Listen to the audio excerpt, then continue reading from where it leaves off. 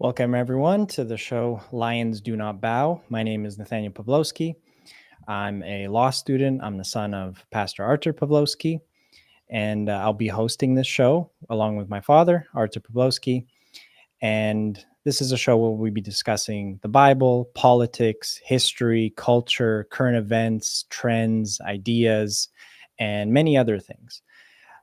During our first episode, we talked about how my father grew up under communism and escaped eventually to Canada. In our second episode, we discussed his testimony.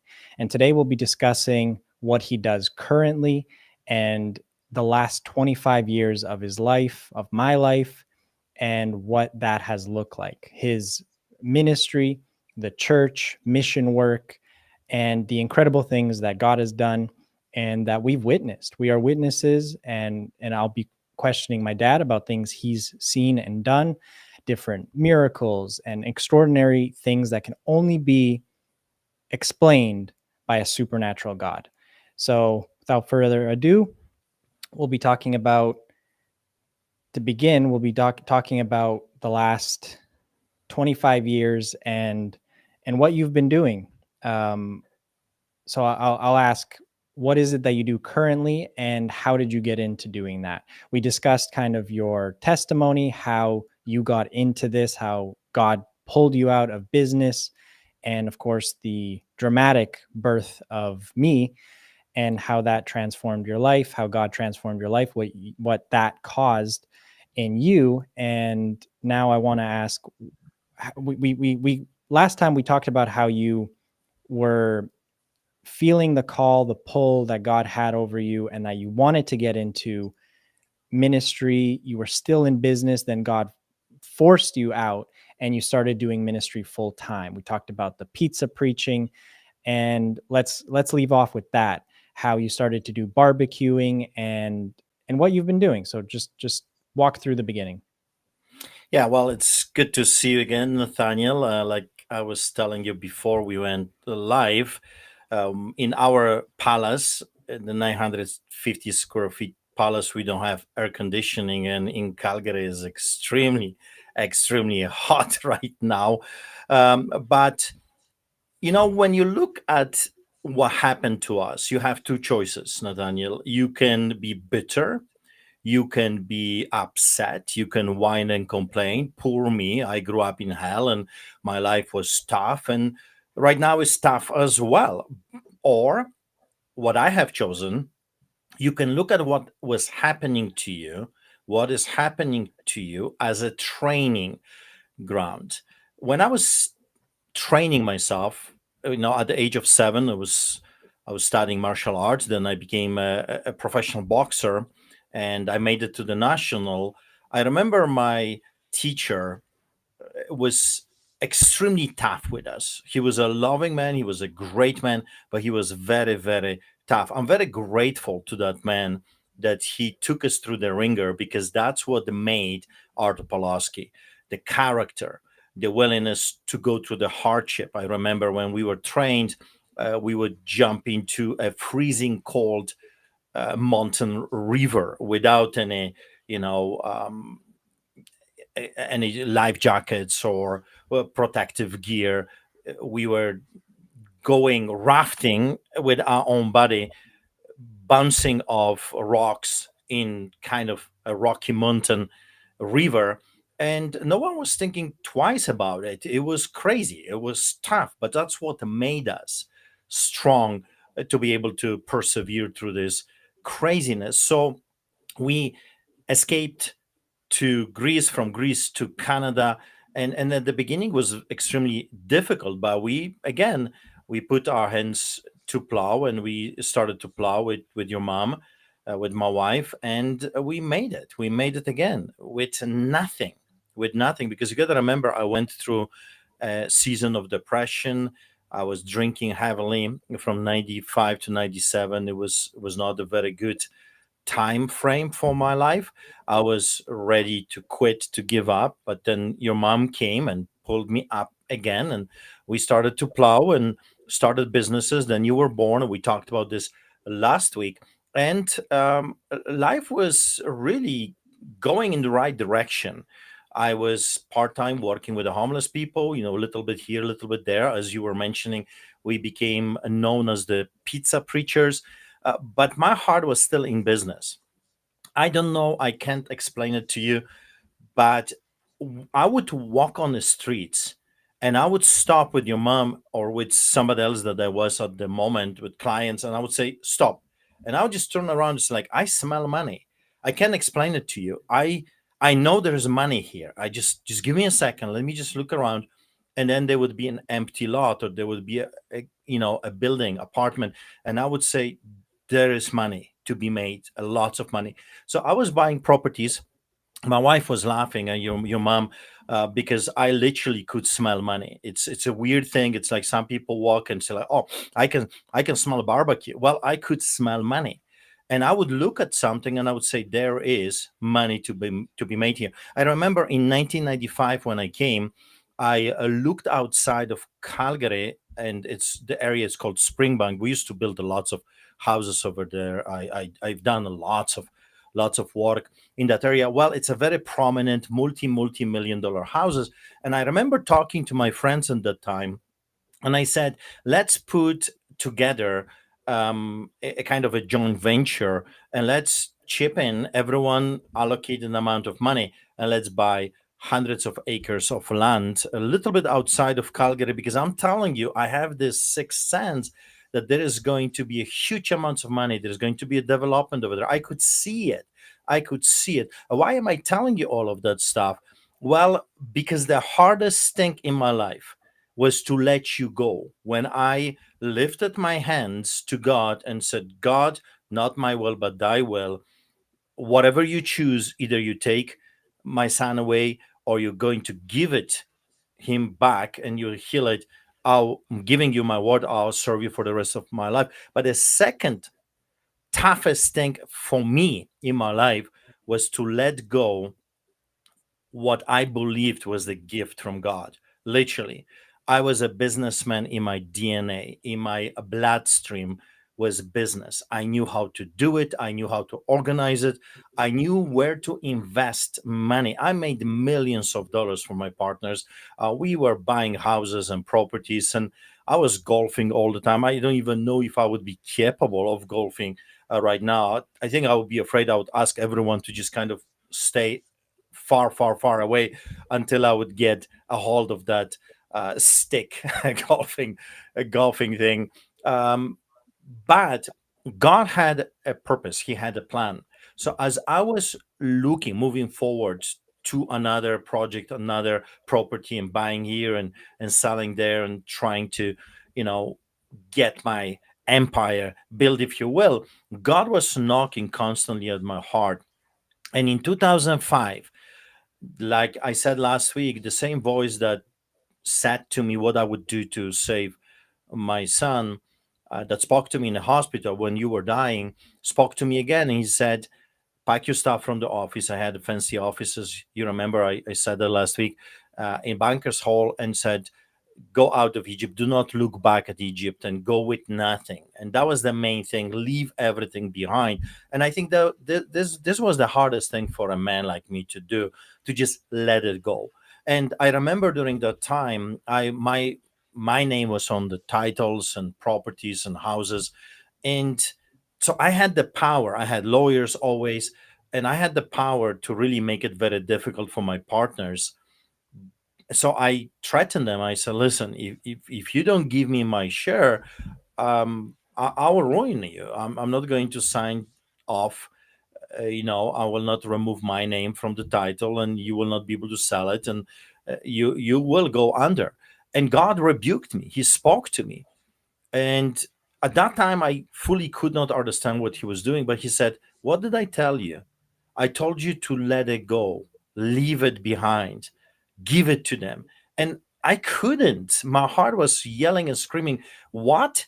This is mine. I worked very hard for this. I did not steal it. I work for this. And you want me to just give it to them? I can't do that. But God, now you're older, you know that God is a lot more stubborn than Artur Pawlowski, and he has a purpose, he has a plan, he has a destiny. And if you follow his destiny, eventually everything will make sense. At that time, it didn't, because we were really hurting.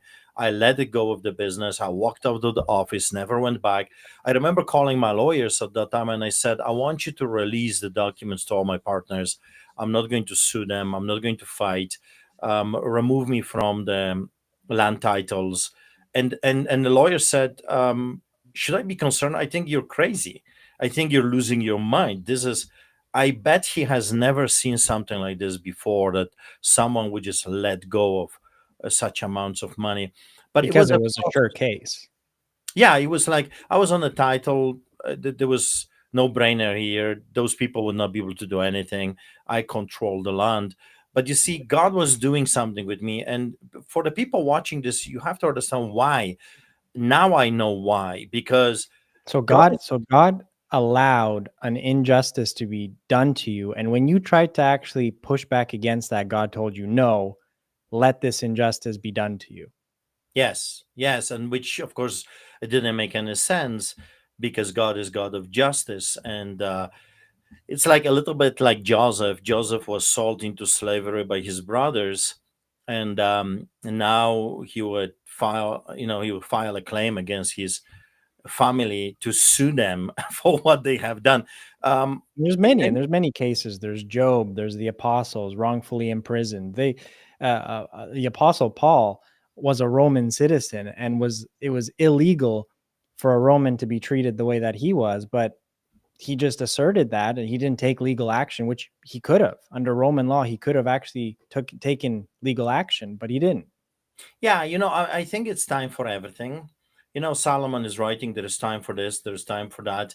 And there has to be a season. And you see, this is very important for God to lead you, because he may lead me a little bit differently than he wants to lead you. We have to have our personalized directives, commandments, if you will, orders from our commander in chief, for ourselves. For what doesn't make any sense to you, it will make perfect sense to me. And that's very important. People don't understand this. It's not copy paste for everyone. God has us as his children, and he leads us the way he knows we're going to succeed. It's like you and your brother and your sister. You all are our children, but you're all different, completely different. The way you study is completely different than Gabriel and Maya. The way you talk is different than Maya is talking, Gabriel, and that's just how it is. And this is not a bad thing. God created us in a very unique way. So, going back to the story, he was dealing with me. And why? Because I asked him years later, I asked him, God, why did you deal with me in such a brutality? I mean, this is a very brutal thing, what he did to me, letting go of funds and houses, and almost the government almost bankrupted us, and I had to remortgage our house 7 times. And that's why we still live in a 900 square feet house without air conditioning, because the government robbed us of millions of dollars. And it was very difficult, because we had the money. I could fight them, but God didn't allow me to use what was rightfully mine for a purpose. And so once, years later, I asked him. So I let it go. Partners were very happy, of course. And this feels today like it was a different life. It's like, wow, 100 years passed. This was completely different life. I hardly even remember sometimes that I was part of that lifestyle. Once I asked him in prayer when we talked, and I said, God, why did you do this to me the way you did it? It was very unjust and brutal, and it was not fair for those people to receive what was rightfully mine. And they were turned out, I was hoping that they're going to pay me what's mine out of honor, but of course they didn't, because they knew that they can get away with stealing everything. And here's what he said to me. He said, well, I had to kill Art the businessman because he was fighting with Arthur the preacher. And it's quite interesting the way he said it, because I was already preaching part-time. I was already doing feeding the poor and investing in God's kingdom, and doing all the things that, if you look from outside, well, Artur Pawlowski was doing great things for the church and the community, but I was doing this part-time. In other words, only a part of my heart was in it. The bigger part of Artur Pawlowski was business, clients, thinking about projects, and architecture and this and that, and buying supplies and hiring subcontractors and all those different things. So he said to me, I had to kill one because they were fighting with each other. It's like schizophrenia. One wanted one thing, another wanted something else, and there was a conflict. Why the conflict was happening? For some people it's okay to do part-time things, but for me, my character is everything or nothing. My brain, the way it works is, when I focus on a job or something, I want to fully focus on this. I'm in it. It takes absorbs everything from me, and I have a very hard time to do things part-time. That's why when I end up in a fight, I'm willing to go all the way, because for me, is not just a cool thing to do, is everything. It's everything. When God tells me feed the poor, it's not just a cool thing to do for cameras and pictures. This is a mission. God is telling me to go and do it, and I go and I do it to the best of my ability. Maybe some people that are watching this could say, well, I would be able to do that better. Well, then do it. Do it on another street corner. Do it in your city. I did my best to provide the services to the best of my ability, and to feed the poor, and, you know, organize, if you will, a church for those that no one else wants, for those that don't want to go to regular church because of their state, the smell, the way they look, or drugs, or alcohol, or whatever. For whatever reason, there are 10,000 different reasons. So I I now understand, Nathaniel, why. So I'm not bitter. I'm not whining and complaining to God why He did it, because now I understand why. It's just, it had to be done this way. I had to let go of something in order to receive something far better than money and business. There are lots of people out there, lots of successful people in the world, but there are not many that are doing what we are doing. So we literally, because of this mission, we saved, God saved, but He uses people, uh, thousands, tens of thousands, maybe more human beings. And today I had a family that came to me with children, and they came with a very simple message. They said, well, you have no idea how many millions of people are being encouraged by your story. And sometimes you hear those things and it's like, oh, seriously? Come on, millions of people. But if you look at the big scope of things through all those years, there is more than millions. There would be, tens of millions, if not hundreds of millions. I mean, especially the past 5 years. So going back to 2005, finally I leave. I let go of the past life. And because that life disappeared, I was able to focus with everything I had with your mom to save as many lives as we possibly could. I mean, I can hear your mom outside the window parking right now, because guess what? It's Friday, and she cooked dinner for the homeless, went to the streets, and I can hear the bus. We are using bus to haul all the tables and pots and barbecues and all that stuff. And I could hear her parking in front of the house. So she's going to tell me, what a wonderful things happen on the street. She's very excited always when she goes to the streets. She always comes back with stories, and how wonderful it was, and the music and the preaching and the people being touched. A cool story, Nathaniel. Last week, I did included that testimony in my life if people are interested in watching it, but I want to tell you while we're talking about cool stories. We started to fight for Derek Reimer. Remember, Derek Reimer is um, my little protege, put it this way. I mean, he came to us years ago, and he hang around the ministry, street church, how to do it, and then he started his own ministry. He feeds the poor, and he ended up in a big trouble because he's the whistleblower. He is exposing pedophilia and grooming of the children in Canada, in our city, as you know. For that, he ended up in trouble, arrested, charged with criminal craziness. Anyway, why am I telling you? Because no one wanted really to fight for that man when he was arrested.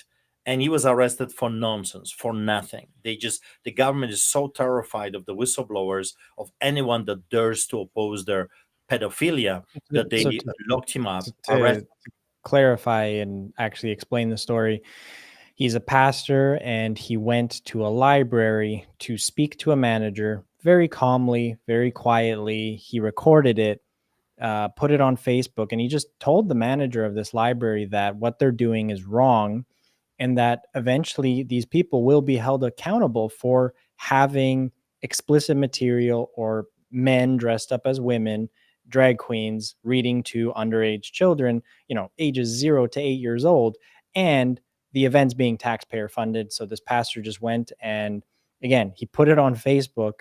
He wasn't hiding or ashamed of what he did. All he did was talk to this manager of this library and just said, what you're doing is wrong, it is immoral, and you're going to be held accountable one day, because this will eventually come to light, and this will be criminal eventually. This is just how it happens in history. As you know, slavery used to be legal, and then people actually realized, oh, this is immoral, this is wrong. Christians, of course, spearheaded that movement, and slavery became illegal, and anyone caught having slaves was punishable to the fullest. It was punishable to the fullest extent of the law. In the same way, he just confronted this library manager and said that one day you're going to be in trouble for doing this to children. This is propaganda. This is hurting their impressionable minds. And for that, he was charged with criminal harassment and actually convicted. And then he had some conditions, some bail conditions, and he had a mini church service, kind of, where he just spoke to a crowd outside of the courthouse before his actually on a court hearing, right on the court steps. And he just spoke to a crowd for like 5-10 minutes, encouraged them, said the word of God, read from the Bible, said a word of encouragement, and then went inside. And for that, he was jailed and spent 62 days in prison behind bars with no bail, no chance of bail. He just got out, and he was convicted. So he's been doing similar things to what you've been doing, on a slightly different scale, attacking a different moral issue in Canada. And for that, he's been punished to the fullest extent of the law. So you continue. Yeah, but why am I telling you this? Because when you choose to follow God's commandments, directives, testimonies will start popping up. In the Bible, in Revelation, it says that we will overcome the enemy, the devil, Satan, by the blood of the Lamb. So if you're saved, if you receive Jesus Christ as your Lord and Savior, if you have, when you repent and turn away from your wicked ways, when you receive Jesus, well, his blood cleanses you. You are washed by the blood of the Lamb. Therefore, you have a testimony. And God wants us to share our testimonies.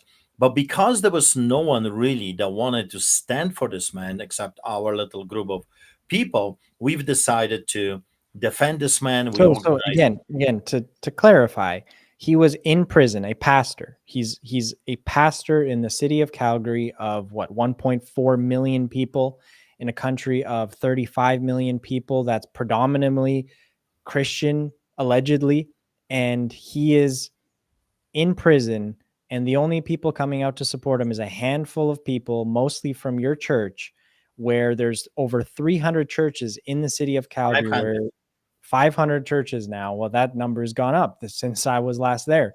500 churches in the city of Calgary, and nobody was supporting him except for a handful of people who would come to the prison and who would, as is commanded in the Bible, as is commanded specifically to not forget the people in prison.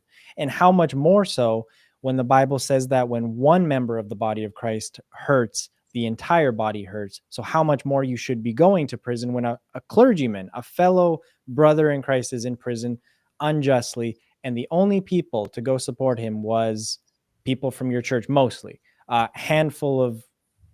very small handful of people that came to support him. And just that fact alone should be shameful to the city of Calgary. The Christians in Calgary and in Canada should be ashamed of that fact. Just that alone. So we organized church services for him outside, and I was live streaming this. And I mean, the pressure was huge, as you know, because we were threatened. I was threatened that I would be arrested. I was threatened on a regular basis that they will call the police. I'll be charged and this and that. But we kept doing it. Um, for all this time that he was imprisoned, and they did the same thing to him. They kidnapped him from Calgary, took him to Edmonton, brought him back, then did it again, and back and forth. It was crazy. But why am I telling you this?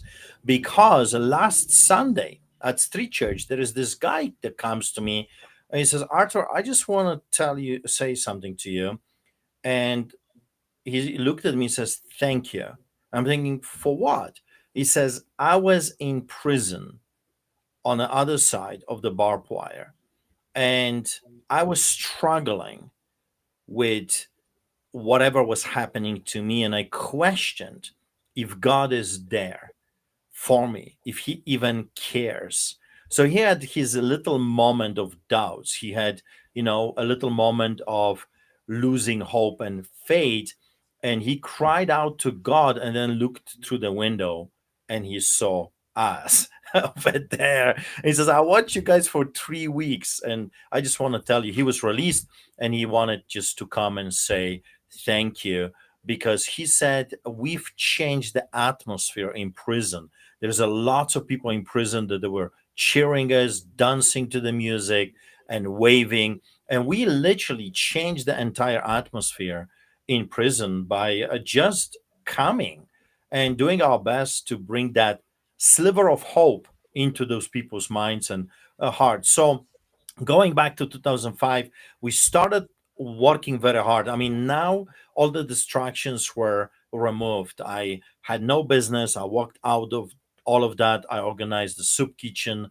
I went around, and that's another story, how we started to get those massive amounts of food. I mean, truckloads of food. So I had to organize all of that. At the beginning, I was buying wholesale, I was buying different places. As you can imagine, the amounts were just piling up. This is a huge endeavor. One man cannot do it. And that's And why even, you started doing this how many times a week? yeah, we were doing this 4 times a week, Monday, Wednesday, Friday, Sunday, and then the cycle would repeat again. This is And not now, just a once a month kind of charitable thing that you would do to make yourself feel good. This was full-time job, 4 times a week on the streets, feeding the homeless every second day almost. yeah, not just that. We had 7 locations, and we had at that time over 250 volunteers.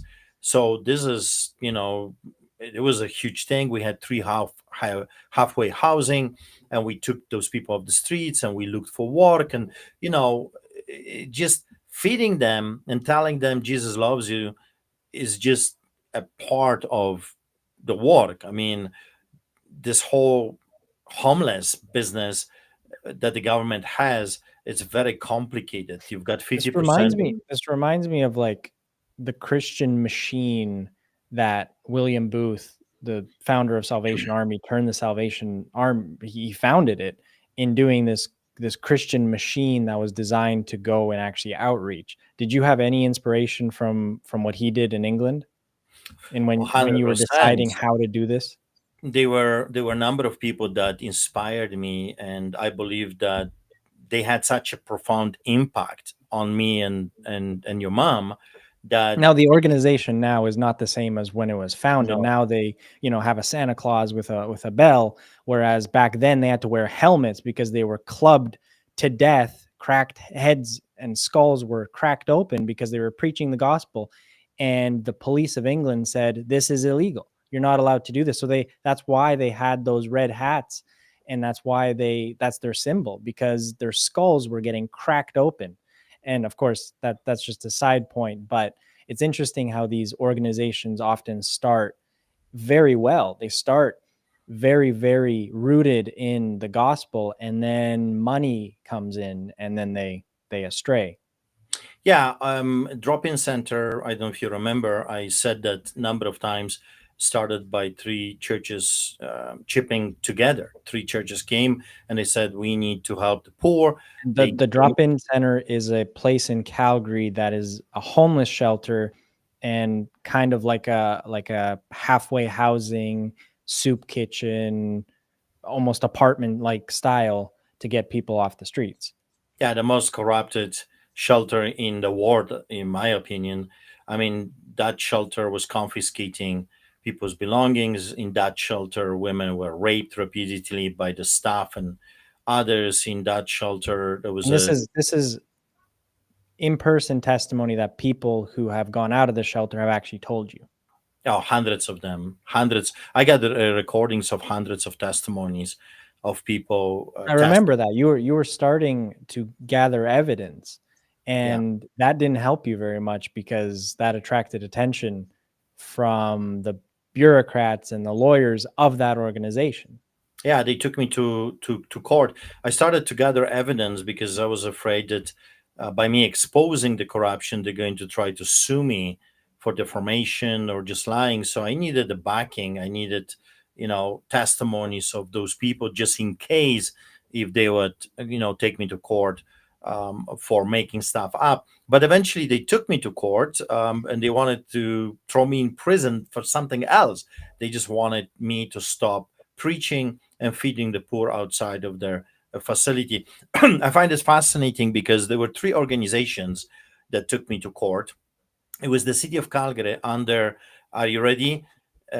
Conservative Christian, Baptist Christian Dave Bronconia. Dave Bronconia was the mayor in the city of Calgary that every week would go with his family to the church. He was lifting his hands to God. A very nice family, a fella that was hunting us down, sending police, bylaw officers, city lawyers to destroy us. The next organization that took us to court was Master Seed. Master Seed is another shelter that started really, really well by Nixon. Nixon was a drug addict, alcoholic, and God saved him from that. And he started a little ministry in his house. He was baptizing people in a bathtub. He was doing sandwiches. A beautiful, amazing thing. I read his book. It was amazing. The heart of that man. Unfortunately, big millions of dollars money came in, and he started to compromise more and more and more. It's quite fascinating story because right now two of his sons are in government, and those are the sons, Jeremy Nixon and Jason Nixon, that locked us up like animals during the past 5 years. They were the ministers in the government of Alberta with Premier of Alberta, Jason Kenney, that arrested us and me and other So that pastors. they were in cabinet when the premier was directing RCMP and local police forces, and he used court orders to arrest pastors and different people who are not following their mandates because they were having too many people. And we'll talk about COVID next episode because there's so much to talk about with COVID. There's so many stories. There's such a long narrative to go through, and so many interesting stories that many people don't know about. Some of it is written in your book, Lions Do Not Bow, but even the book could not contain the amount of things that happened over COVID, and everyone went through a similar thing, but not on the scale of pastors in Alberta, because during that time, pastors were arrested at a higher rate than communist China and communist North Korea. So next time we'll talk about that. But right now, this is early 2000s. You're being taken to court by 3 different organizations. You're being persecuted. And at first, you were praised for what you did. Ex-businessman. He takes Yeah. people off the streets. He's doing all this good stuff. You're being praised by the local papers and magazines and news stations. And then you are being too effective. And we've talked about this. You were too effective at your job.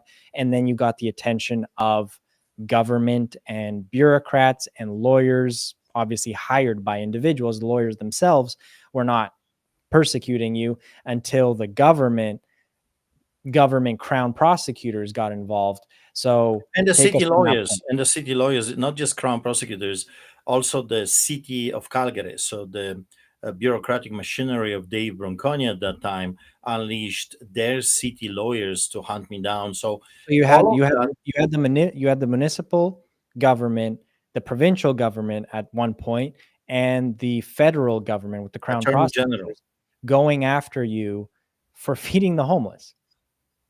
Yeah, not just feeding the homeless. For those people that maybe don't remember, I'll just give you few laws that I was breaking according to those people. And it's quite fascinating because for the past number of years, we were doing this multiple times a week on different locations, no issues with the police. Actually, police were coming to us, thanking us for what we were doing. No issues with the law until the government got involved. And that's very important for the people to understand that we're doing this for years now, part time. I was doing this part time once a week.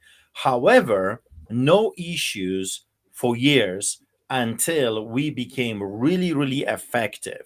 Like I said last time, over 600 people were taken off the streets within 3 months. That made a huge impact. Someone was losing enormous amounts of money, and we got their attention. And from a hero to a zero, literally the same newspapers, the same newscasts started to do a hit reportings like, I'm a lawbreaker. I don't care about the law. Artur Pawlowski is not above the law. Everyone has to follow the law. So those were the headlines. Um, Also, another thing that should interest the people watching this is that the complaints, as they were saying that the communities are complaining about what we're doing. You got to remember, Nathaniel, this is a ghetto. This is hell on earth. This is Triangle Park that is called Needle Park. No one comes there. Police refuses to come there. Neighborhood refuses to go there. This is not the place you go and take your children in a stroller for a walk. Everyone is avoiding this. This is hell. 50 prostitutes on the left with their pimps, 50 drug dealers on the right. We're talking about homicides. We're talking about rapes. We're talking about beatings and blood and shooting drugs nonstop. So we went to in the middle of hell, and we started to make an impact. But later on, we find out that the complaints were actually not coming from the community. The complaints were coming from City Hall. Hey, surprise, surprise! It was Drew Farrell. She was, and you can Google this stuff up, and I and want to read. So I want to read a quote from an article in early 2010s from the Calgary Sun. This is an actual article that I researched and found that was talking about you. And it says this, I'll read it. The oil light in your car, a screaming carbon monoxide detector, syphilis. These are just some things you can't ignore, hoping they'll get better or go away. And you can add the narcissistic nuisance called Art Pawlowski to that list. This was an article written by the Calgary Sun, obviously an op-ed, but regardless, they published something comparing you to syphilis. yeah. And Well, this went, and like, this is just an example. People will criticize you very often that you're loud and you're fighting. You should just be like a sheep that's led to the slaughter and just allow all the persecution. They don't understand how much you've let slide. You've let them get away with certain things. For this, you could get an enormous lawsuit. I've been studying enough law to know that this is a one case for saying something like this publicly. And then the repercussions of that, and this is what's important, is the backlash you received and different death threats and different harm done to your property. The things you've let slide, people don't know because you've let them slide. You don't talk about them. But what they've done, and this is one example, and I have hundreds of examples of things that you just, okay, you can't win all the battles, and this is just part of the persecution. This is part of the package of being a Christian that actually goes and follows the Bible and does things. And having a very well known local paper compare you to syphilis is seemingly one of the worst punishments. I mean, there's different studies about how shame and ostracization is a huge tactic that is used by governments to deter behavior. And this is just one example of that. I want to explain to people that they don't know all the stories. They don't know everything that's been going on. And you pick your battles. There's only so much you can do, and some things that's okay. God will reward me. He'll pay me back for the evil that's been done for me. And then there's other things that you have to stand and fight for, especially in a supposed Christian nation, a supposed democracy, and you do have to fight for certain things. I believe the civil rights movement was a godly event. I believe that the American Revolution was a godly event. I believe that people fighting for their liberties, for their right to exist in Eastern Europe under communism was a godly event. So there's things that people don't understand that they just miss out on a lot. And this is why we're doing this show. This is to explain and to give people context and understanding about things like this. But being compared to syphilis is an interesting one. I think the reporter's name is Platt. I'm not 100% sure, right? It was Platt that wrote this. Yeah, and that's actually not the only one. I have one from, and I don't want to get too much into COVID, but there's 2022, another Canadian publication said Artur Pawlowski is back in jail and Alberta is safer for it. Pawlowski is like syphilis. He goes away for a while, but always comes back, somehow worse. Yeah, well, This was 2022.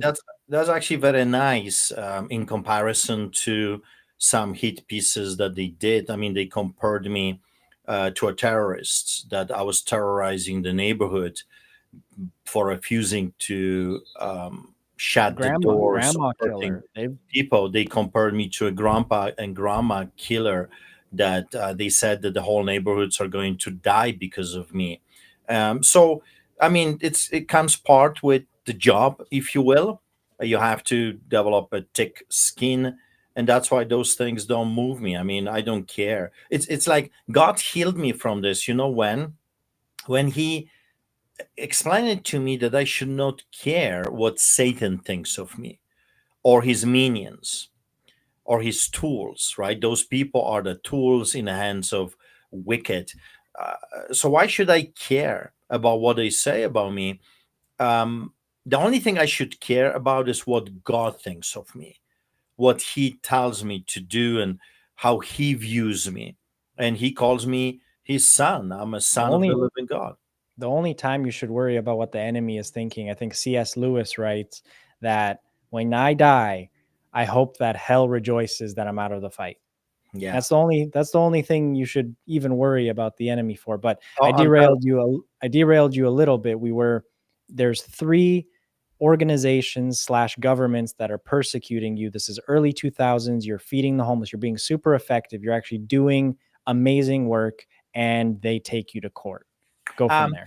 A very interesting thing about that period of time, 2005, is that I was approached by a number of clergy during that time from different organizations. And here's an interesting fact. I almost never talk about this because, I mean, so far, so many things happened since. But I kind of got reminded right now that they've told me that they were doing a very similar ministry years before, but they were always shut down by the government. So I remember this older fella came to me and says, "I used to do this, but I got threatened by the authorities that I have to stop. Another ministry was feeding the poor, and they were approached by the health inspectors, shut down. So I started to receive a number of different stories from different organizations. So it's not that others didn't want to do it. There were a number of people that wanted to do the right thing, take care of the poor, but they were very quickly shut down. So don't believe the lie that the government cares about the homeless people, that the government wants to save people. Actually, quite opposite. In the best interest for the government is to get rid of those people And we and could we could milk talk an them. entire we could talk an entire show about how crazy it is that when Christians came to this country, to Canada and to America, it was the churches that were responsible for virtually everything. Yeah. Education, hospitals, orphanages, clinics, everything was run by the church because they were actually doing. And then slowly, bit by bit, the government decided to replace the church. And No, no, now no, no, no, no, no, Nathaniel. Not just the government.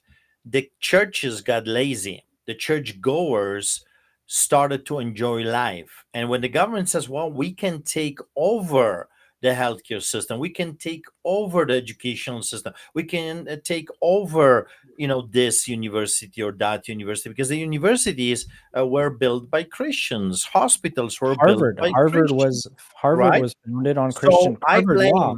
I blame the Christians. The Christians got lazy, apathetic, uninterested, and they said, "Hey, it's a good idea that the government is going to do my job. It will be less to do for me." So But you see, now when churches try to go back and do that, they try to go back and be part of the hospitals, part of the education, like the in the case of Pastor Derek or different parents that are just concerned. They're trying to get involved in their kids' education or in universities or in different things, different homeless endeavors, soup kitchens. The government now tells you, no, that's our job. yeah, because this is a fight for territory. You have to understand how this whole thing works. You've got light and you've got darkness. Darkness takes over everything, and the only thing you need to do is bring the light. But when the light shows up, darkness has no choice. It has to go, and the darkness is not happy. So every time I'm not talking about fake Christians, I'm not talking about organized religion. I'm not talking about that. I'm talking about the real believers. I'm talking about the remnant church, those ones that are willing to go pay the price and willing to shine. I'm not talking about compromisers, half baked, half truth. I'm talking about the real deal. When the real deal shows up, what you're carrying with you is the light. And when you enter the room that is full of darkness, listen, the light penetrates the darkness, and the darkness notices. We were just in court for Derek just few times this week. I mean, it's so many things happening. Sometimes I'm losing the timeline. We were there a few times for Derek. I entered an elevator. A guy was there standing. He recognizes me and he leaves the elevator and he says, "I'll take another one." you know, and the people were with me and they said, "That was cool. That was cool." Why? I didn't say a word. Is my presence, is Jesus with me, is the Holy Spirit convicts those people. I was in a trial for Derek Reimer a few weeks ago.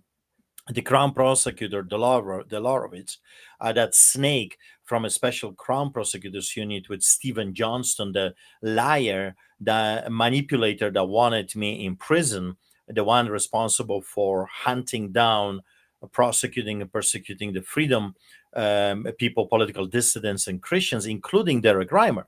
Well, I had a private conversation with someone. He's sitting over there. He overheard me, and that did upset him. He stands before the courts and he says, "Your Honor, uh, Artur Pawlowski is in the room. As long as he is in the room, I refuse to do my job." It's like, wow, I didn't know I'm so powerful, Nathaniel. I'm just sitting there. I'm not talking. You're not allowed, of course, to talk when the judge is presiding. Cameras are rolling, microphones are rolling. So I'm sitting over there just listening to the proceedings. But he says he cannot do his job as long as I am in the room. And the Yeah, judge, when I heard that, I don't even want to get into the professionalism aspect of it and all the No, things that it's like breaking. snowflakes. My God, this is pathetic. This is, like Adolf Hitler, short guy that he was a loser, and because he was a loser, he murdered so many millions of people. We're dealing with the same repetition of history. But anyway, the judge stops everything. She's kind of looking somewhere, who knows where. She turned her head and she's looking at one spot, and then she starts her monologue by saying, I am all for the public to be in the courtroom, and I believe the people should have the right to be. But Mr. Pawlowski, I want you to go. It's like, and I stood up and I said, "You're not going to ask me anything. I mean, am I not allowed to testify into my defense?" And she looked at the sheriff, says, "Deal with him." So I left because I'll probably be tasered to death and removed from the court by force. So I had to go. But that shows you what happens when we are there. And what am I doing in the courtroom? I'll tell you what I'm doing. I'm praying silently. Of course, you're not allowed to talk, you're not allowed to articulate, but hey, nothing is stopping me from praying to God in my mind, in my heart, for justice, for Derek Reimer and others. And that bothers them. My presence and the people that observed me coming to the court came to me multiple times and they said, the moment you come, it changes something. Those people notice their faces turn red. They hate you with a passion. Well, that's a good thing. Why is this a good thing? Because when a wicked hates you, that means you're righteous. That means they're afraid of you. That means you're bringing something that they hate, they don't like. You know what that something is? Accountability. Those people are not accountable to anybody anymore. They're crooks, they're liars, they're con artists, they're cheaters, professional liars, manipulators. So our presence, and of course, our live streams and us doing our best to articulate what is happening behind the closed doors, it makes them very uncomfortable. They hate checks and balances, they hate accountability. But going back to the story, 2005, I started to advocate for the homeless people. I had a TV show at that time. I ran it for 4 years. It was the best reality TV show in the country, the most popular TV show. It was called at that time Evangelism in Action. It was the most viewed TV show. I think I was the first reality a producer. I produced this every week. And what I did, I brought cameras to the streets and I recorded the prostitutes, the drug dealings, and the preaching and the Baptists. I brought a reality TV into the streets in a form of evangelism. And of course, interactions with the police, bylaw services, politicians, all of that. And people loved it. But you know who hated? The government and the courts. All those people hated it, so they hammered me without mercy. During that time, I was charged with the most unbelievable, ridiculous charges you can imagine. For some people, do you know that in the city of Calgary, to this day, even though I won the cases, in the books, they have a bylaw that states giving free goods and services is prohibited by law. Can you believe it? If you give a sandwich to a dying child on the streets of Calgary, you just committed a crime. You can be arrested and charged. There is another law. Distribution of printed material. So if you give a business card, so if I walk on the streets and I see you, hey Nathaniel, hey, can you call me? And we are on the public sidewalk, and I'm going to give you a business card, and you take it.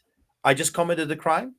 You know that's how crazy it is. You're No, no, not no, no, no, allowed. no, no, no, no, no. That's only when they decide that it's a crime. So it's selective enforcement because if you did that with a business card, that'd be okay. But if you do it with the Bible or a pamphlet Yeah, that has anything to do with the gospel or Jesus, then it's a problem. Or if you have a sign that says Jesus is Lord that you actually were charged for, you were charged for having a sign that said Jesus is Lord because it's distracting, because it's not only dangerous. distracting. Actually, I was told is offensive. My banner at that time, we don't have that banner. We replaced it with other banners. I think that banner was stolen.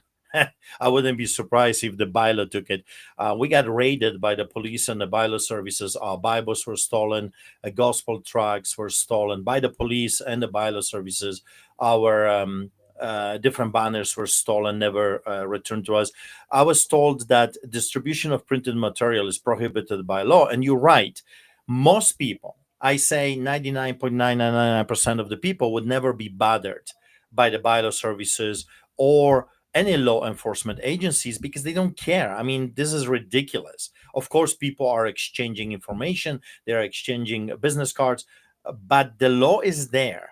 And I was charged with that law multiple times. I was charged $10,000, Nathaniel, tickets for offensive signage.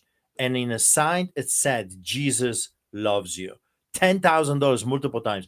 I was charged with um, disturbing peace, of course. That's a given. That's always, um, but also stunting. That's what I was looking for.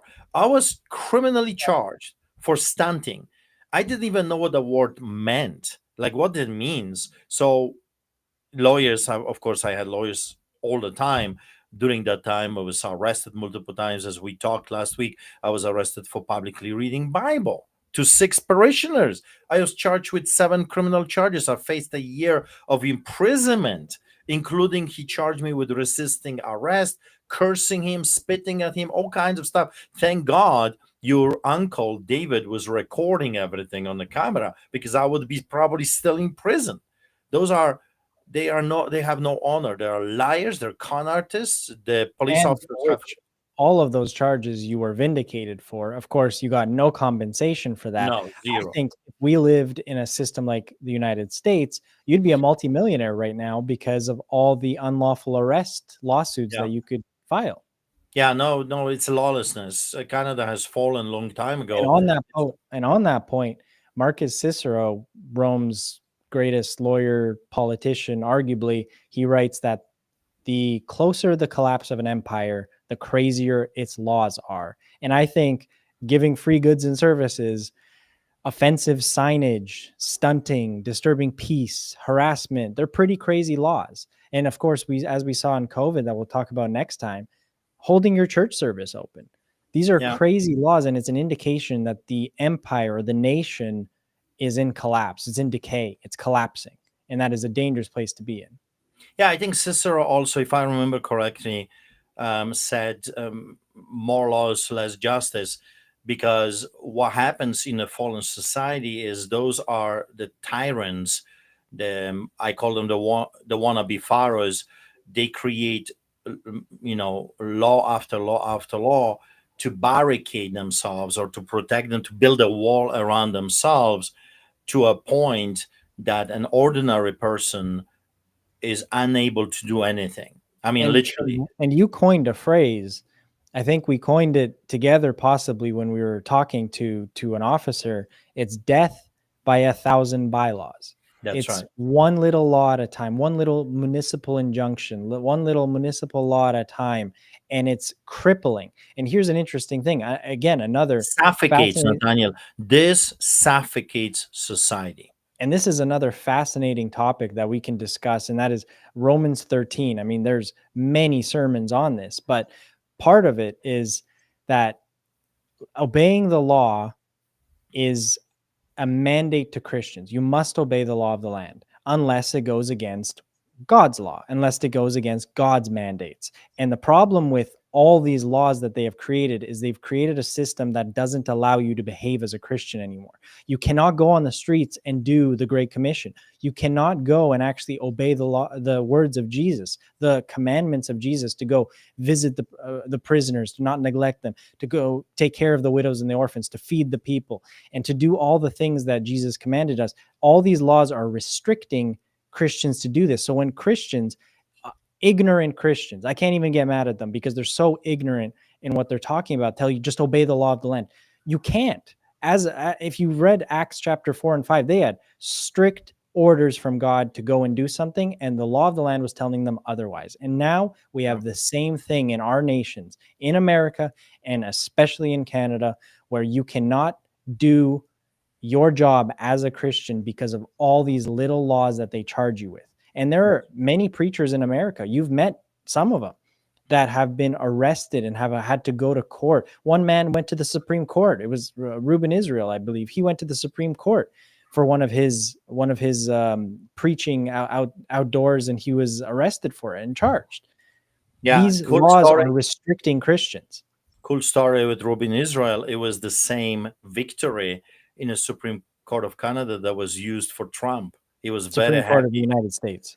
Yes, in the United States, I remember talking to him. He was so proud that his his court victory was used And he to was and he was a street preacher that was just, again, doing his job. He was called to do something. He went onto the streets and he preached the gospel, and he was arrested for it and peacefully, charged peacefully, in right? California, I believe. Yeah, peacefully. He was doing it peacefully. And, here is the thing. Again, we talked about the darkness and the light. If you are part of the darkness, you can pillage.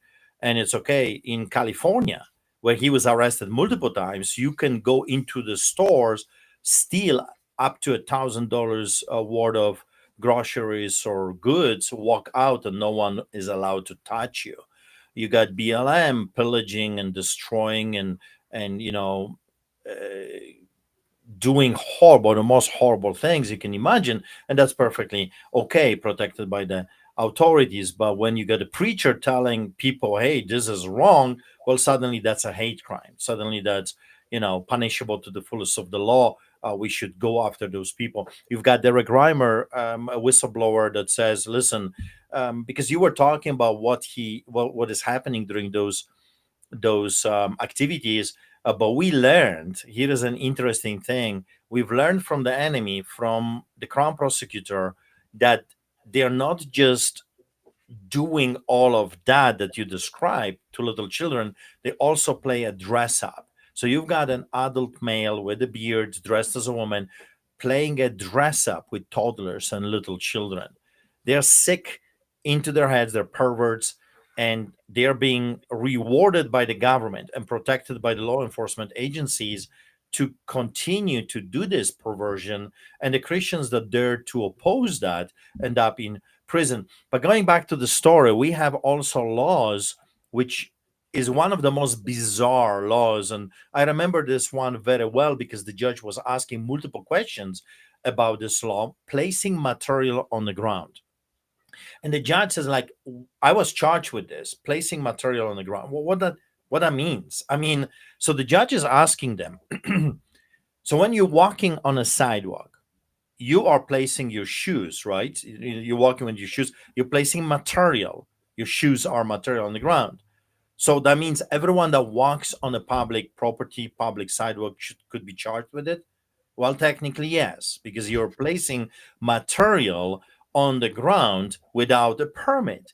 Well, they charged me with bringing a cross, because as you know, we bring a big, massive cross um, to whatever we're doing to make It sure doesn't, that and to be clear, it doesn't block traffic. It's not no, blocking sidewalks. It takes up, this big of a spot on the ground, and it's that's usually right. on the grass, on the parkway, and it's not blocking or impeding anything. It's 100% safe, stable, and just placing that on the ground got you charged.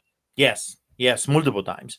And of course, the tables, that's material on the ground, and the barbecues, and they were using everything. I remember, and this image is kind of imprinted in my mind. I would look at dozen officers, bylaw services, police officers, sometimes city lawyers. I would see them in a circle, and they would go in a circle, and they will have this black little book. I didn't know what this book was, but later on I did find out that this was their little black book of bylaws. And they were literally, Nathaniel, multiple times, many times, they would be talking. A dozen officers will be flipping the black book, looking at what they have there, and look at our events, trying to find out what fits the infringement so they can charge us with. So sometimes I end up with 20, 23 tickets a day. I got hundreds of them during that time. But fast forward, we got arrested, released, we fought. Sometimes my trials, Nathaniel, were as 3 weeks long. So you've got 5 days a week, you go to court and you fight.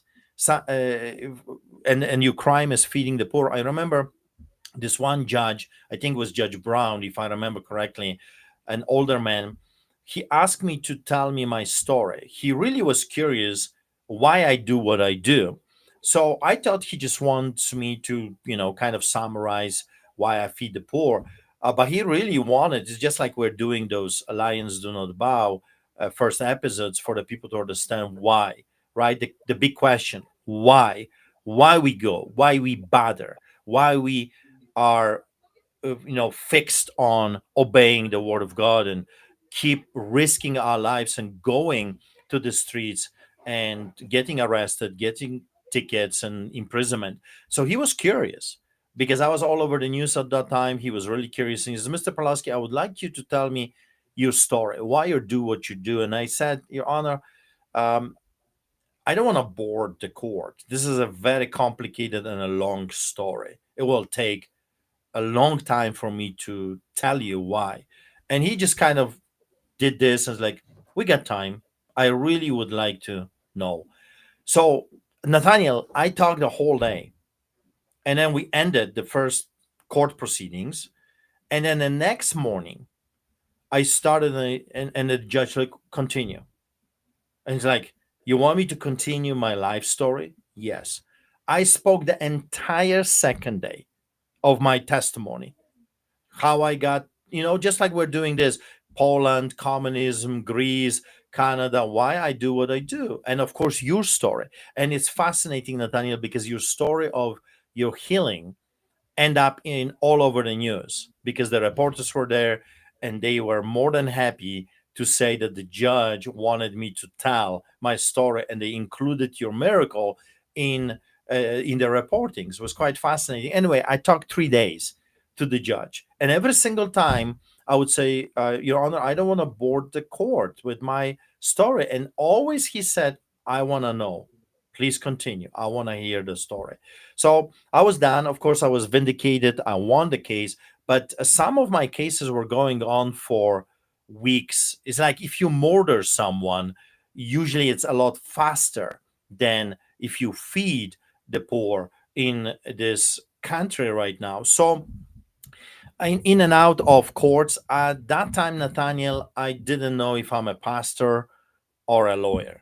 I spend more time in courts or in with the police dealing with the law enforcement agencies or with my lawyers preparing for the trial or being arrested and dealing with that than I was in a church. I mean, during that time, I call it the 10-year war.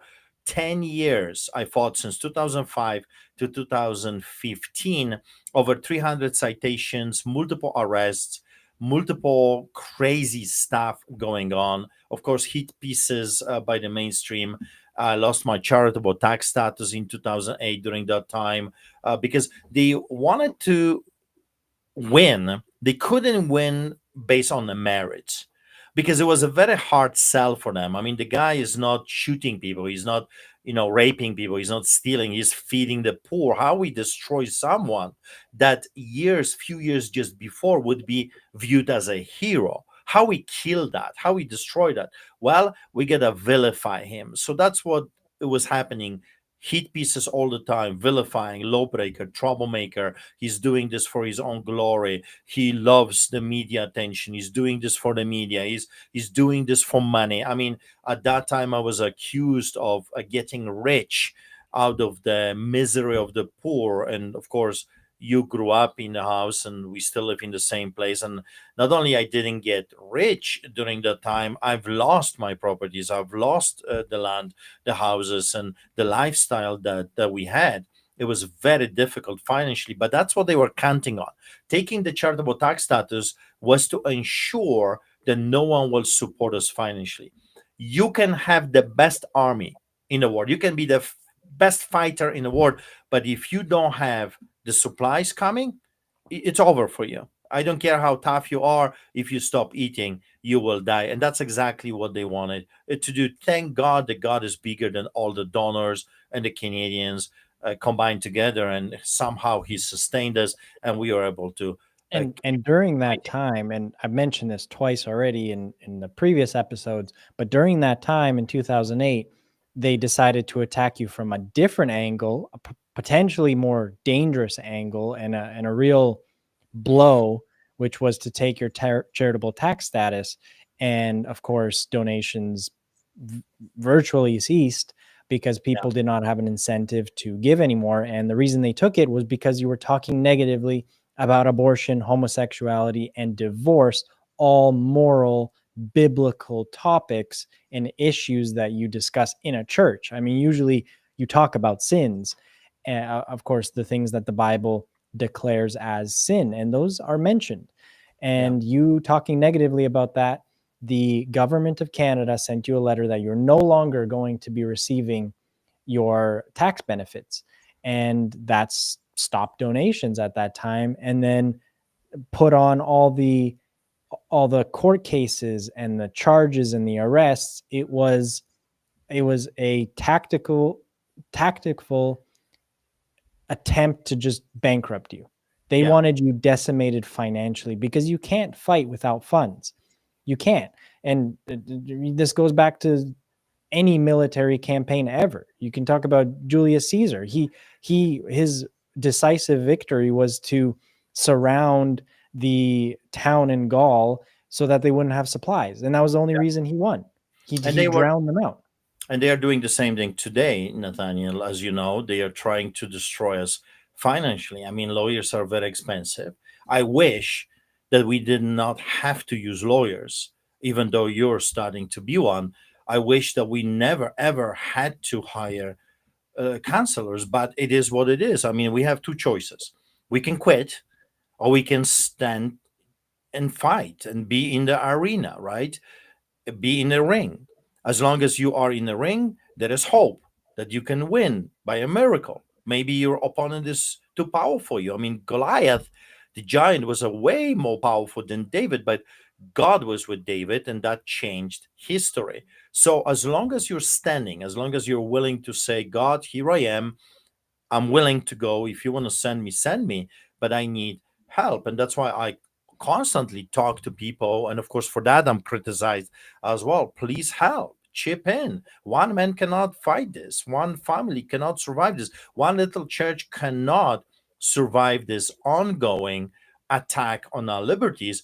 But when we come together, that's why they got scared, Nathaniel, of the truck convoy, because the people, Canadians, came together, all backgrounds, all colors, young and old, we all came together, and that scared the government. Because when the people come together, again, we gotta go back to the story of the solidarity movement that I remember when the Polish people came together in unity, all of them, the workers, the intelligentsia, all of those people, the students, when all of them came together, it was over for the communists. It was at that time the most powerful empire, and it did collapse because the people came together. The same principle applies today. One man cannot fight this. They are just too organized, too powerful. But when we come as a And community, it's over for them. And that's what happened. 10 years fighting with those people almost bankrupt me. I remember this letter. I'll never forget this moment, um, when the government sent me a letter and they said they're going to seize my house, our house that you were growing up in. what year? And What year was this? well, it was still within the 2015 fight, so maybe it was 12, maybe it was 13. I don't remember, but we were in a deep trouble. You know, my donors, the people that I used to work with and the business people I knew from the time of business, they all came to me, and it's quite fascinating how they did it. They said, "Art, we love what you're doing. We love the fight. We love that you're feeding the poor, but you cannot give us the charitable tax status. That would not be wise." That's what they said. It would not be wise for us to donate to you without getting the tax receipt back. We will donate to other organizations, and one after another, with most of them saying identical things, left us. So nothing changed. I still did the same thing, but because I was not able, because of the crooked government, corrupted government, I was not able to give them incentives anymore.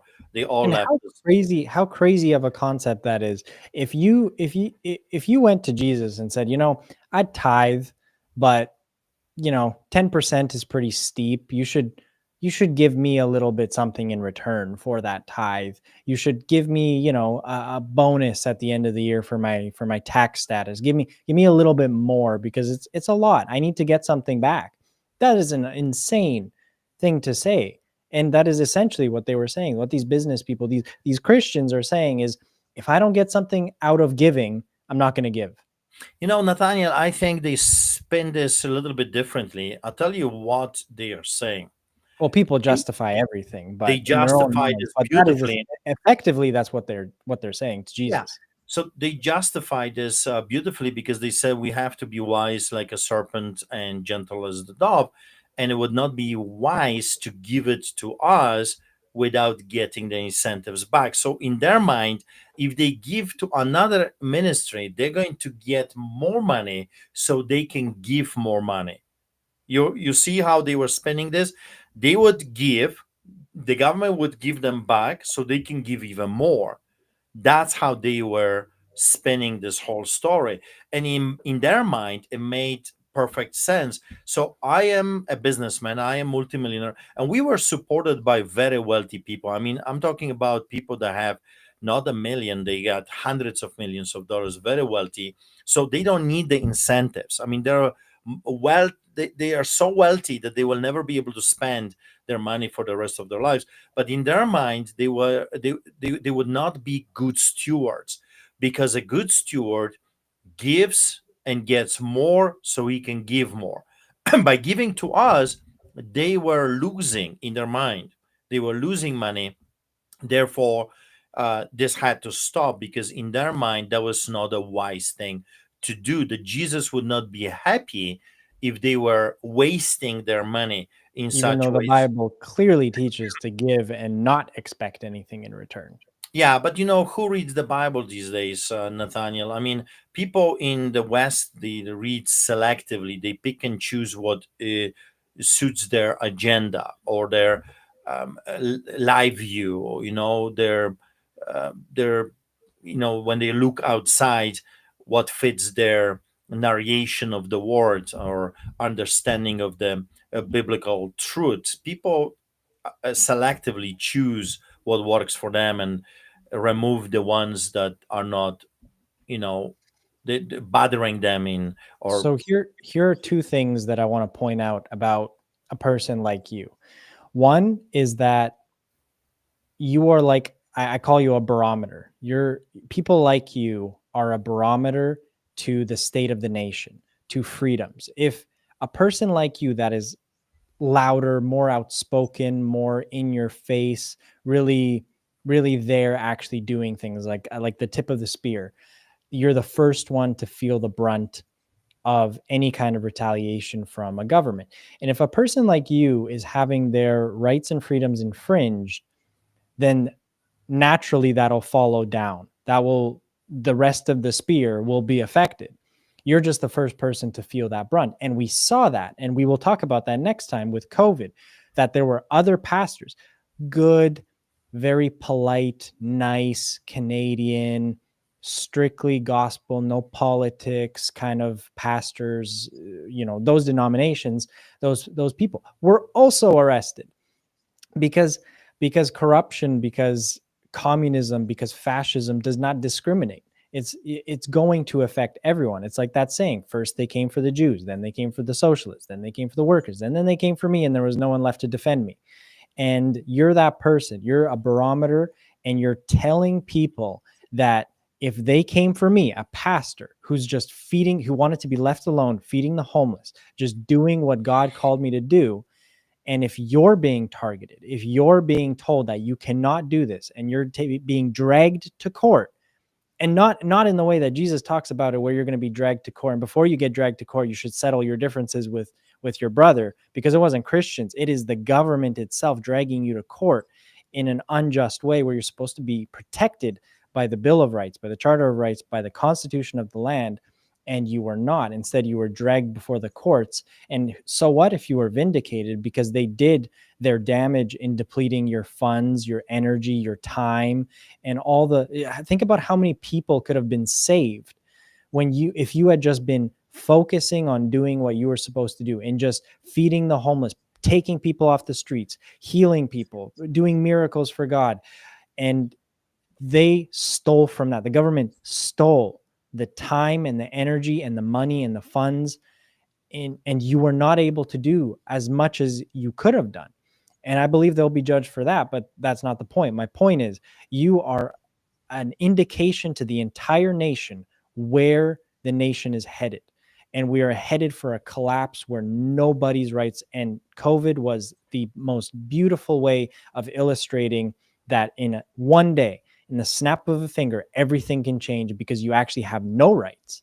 You have no freedoms. If a republic like in Rome can take away your rights because of a state of emergency, well, then you have no rights to begin with, because they can make up Yeah. any reason to take them. The second thing I want to say is that in everything that you've been doing, you did not waver or compromise. And for that, you have lost the support of churches. You have lost. Where were the churches supporting you? There's supposedly 500 churches in the city of Calgary, and you have not had any support from them. And that is crazy, because you're in the body of Christ. Apparently they're in the body of Christ too, and you're standing alone for the most part. There's a few very faithful people that are helping and volunteering, and they've been there with you for many years. But the vast majority of churches in this supposedly majority Christian cities, Christian nation, are doing nothing. You have no support from the churches for the most part. There's a handful in the entire nation of Canada of 35, 40 million people. And that is crazy. And I want to continue with the narrative up to 2019, and then we'll start with COVID after that. Let, let me just answer to the lack of support.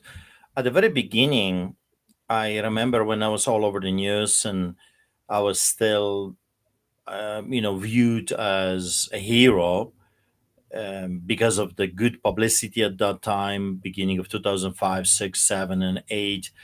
I would have a standing ovation from the pastors when I got arrested and vindicated. It was the support was there. Those people, after the major first victory, they viewed me as, okay, here's a man that is doing the right thing. But when the media started to spin the story more aggressively, like you read, comparing me to syphilis and other things, I noticed that when I was attending pastors' meetings, ministerial, no one wanted to sit with me. No other pastor wanted to even sit with me. And that was kind of weird, but hey, everyone will sit wherever they want to sit. They would come in gangs together with their communities, with their friends. And then one day I asked, what's happening? I mean, I don't have leprosy. And they said that they're terrified that they're next, that if someone will snap a picture with Artur Pawlowski, their reputation is going to be tarnished, that they're going to lose support, they're going to lose people. Perhaps they will lose charitable tax status. In the end of the day, Nathaniel, everything leads to the same thing. We have this Polish famous saying, all roads lead to Rome. Well, all roads lead to money. All of it is about money. And we have another Polish saying that if you do not know what the whole thing is all about, it's always about money. They were terrified. They were terrified that if the government can take charitable tax status from Artur Pawlowski for standing up, perhaps they can do the same thing if someone snaps a picture with Artur Pawlowski, or maybe if you're associated, or if we donate to Artur Pawlowski, then the government can take our charitable tax status. So one after, though at the beginning I had a huge support, standing ovation, all that stuff, one after another, they didn't want to have anything to do with me, to a point that I was asked not to come back. Literally, all that I was attending prayer meetings, I was ministering in different churches, I was a guest speaker at different churches, I was attending ministerial, I was at the, prayer breakfasts with politicians, all those different things. I was asked from one after another not to attend those events. I was told that I am rocking the boat. making them uncomfortable. I was told that I'm pushing the envelope too much, that I'm too radical for them. I was told that I'm not wise. I should be wise and play the game. Instead, I am opposing the government, and because of it, I am facing all those, you know, hurtful things because of my own doing. I was actually told by many that I am in trouble because it's me. I did it. They are not in trouble. You know, Nathaniel, how many times clergy would come to me and they'll say, "We're not in trouble. We're not. We're not having. We had just a breakfast with the mayor. We love the mayor. Mayor is awesome. I was actually kicked out with your uncle David. It's which is funny story. He calls this pastor. I won't say the name. It doesn't matter. I had so many encounters. I'll have to pretty much name them all. But this is a one that calls himself the father of the city, the father of the city. And that was a group of pastors. That's how they love to call themselves. We are the fathers of the city. What they are fathering, I have no idea, but that's how they call themselves. You We're the forget the verse that says, "Call no one Father except the yeah, Father in but they heaven." love the titles, Nathaniel. They are absolutely adore their diplomas and their titles. So anyway, this guy, his wife, worked for the mayor. The mayor at that time was Nahad Nenshi, a Muslim homosexual pervert, a really horrible human being, and she worked for him. So you've got the pastor's wife that works for the mayor, and the mayor was invited to a ministerial, to a meeting with the pastors, and I was invited at that time. Still, that was the last time I was allowed to attend. After that, I was told never to come back. And the letter that we received, pastors in the city, said his worship is coming, and blah blah blah blah blah, and they're inviting us because his worship is going to come. And I replied, I said, listen, why are you calling this man? First of all, he's a homosexual. Secondly, he is a Muslim. He hates you. He plays the game. Why are you calling him his worship? You can address a mayor, Mr. Mayor. I mean, nothing wrong with giving him this title. It's his title anyway. Well, I was rebuked that this is not nice to say stuff like this. So anyway, we attended the meeting, and when he showed up, the pastors, it was about 120 of us, they all stood up except our table, and they gave him a standing ovation. When he was done, 15 minutes later, the head of the ministerial, he was the head of the Rock Point churches. Rock Point churches, he was the one that was leading the ministerial in Calgary. I don't remember his name now. A big shot, very highly seek after motivational speaker. And he stood up after Nahed Nenshi, a Muslim homosexual mayor, that addressed us. And he says, if Jesus was here, that's exactly what he would say. So after no one said about Jesus to this guy. No one said a word. I mean, the guy came to bring his perversion and his darkness to us, but no one said anything, no light, no preaching, no telling him about Jesus, zero. So he came, influenced us, and left without being challenged on anything. And this guy stood and says, if Jesus was here, that's exactly what he would say. And I stood up and I said, no. I went to the guy and said, listen, first of all, he is a pervert and he needs to repent. Secondly, he's a Muslim. And you guys, you've lost an opportunity to tell him about Jesus. He infiltrated you instead of you infiltrating him, and you missed the boat here. And then calling him his worship, that's an abomination. And giving him a standing ovation and saying, if Jesus was here, that's what you would say, that's abomination. And I said it very nicely. I mean, I was not yelling and screaming. It was a private conversation. But I received a letter after, and I was told that I am no longer welcome to come back. So, But by their these pastors that came to you and said that, by their own mouth confess that they are a slave to fear, money, reputation. yes. And And you know how many times they said, Nathaniel, about reputation? I mean, to this day, including the past 5 years, they were telling me we have to maintain our reputation. We have to watch for our reputation. I said, "Are you guys coming?" Oh, no, no, no! I have to look for my reputation. I mean, I don't want to end up in the news. I don't want to. That's why, Nathaniel, 20,000 people, and I was the only clergy with the truckers, with the freedom people during these crazy times. That's why I was so popular. That's why I couldn't go There, anywhere wa- there without was there was a handful of others in the eastern and western part, No, but in mid, I'm talking about Calgary. In yeah, Calgary, there was no other pastor that dared to come publicly and stand with the people. No, zero. I mean, literally zero. There was no pastors, and some of them they got huge churches, 5, 6,000 people, communities, and they could make a difference. But no one was willing to come to the rallies and stand with the truckers and the no, they farmers. shut down their churches and compromised, and then they justify it because that's just what human beings do. They need to justify their decisions to make themselves feel better. And of course, we'll talk about that time period next time. Going back to the story. So you were feeding the homeless 4 times a week. You were effective. Then the courts, the trials. You were arrested 10 times, I believe, prior to 2020. Prior to COVID, you were arrested about 10 times. You were in 12 court. times. You were arrested 5 or 6 times during COVID, and you've been arrested 16 times. So it's about 10. Was arrested 5 times during the past 5 years, and So 11. 11 times.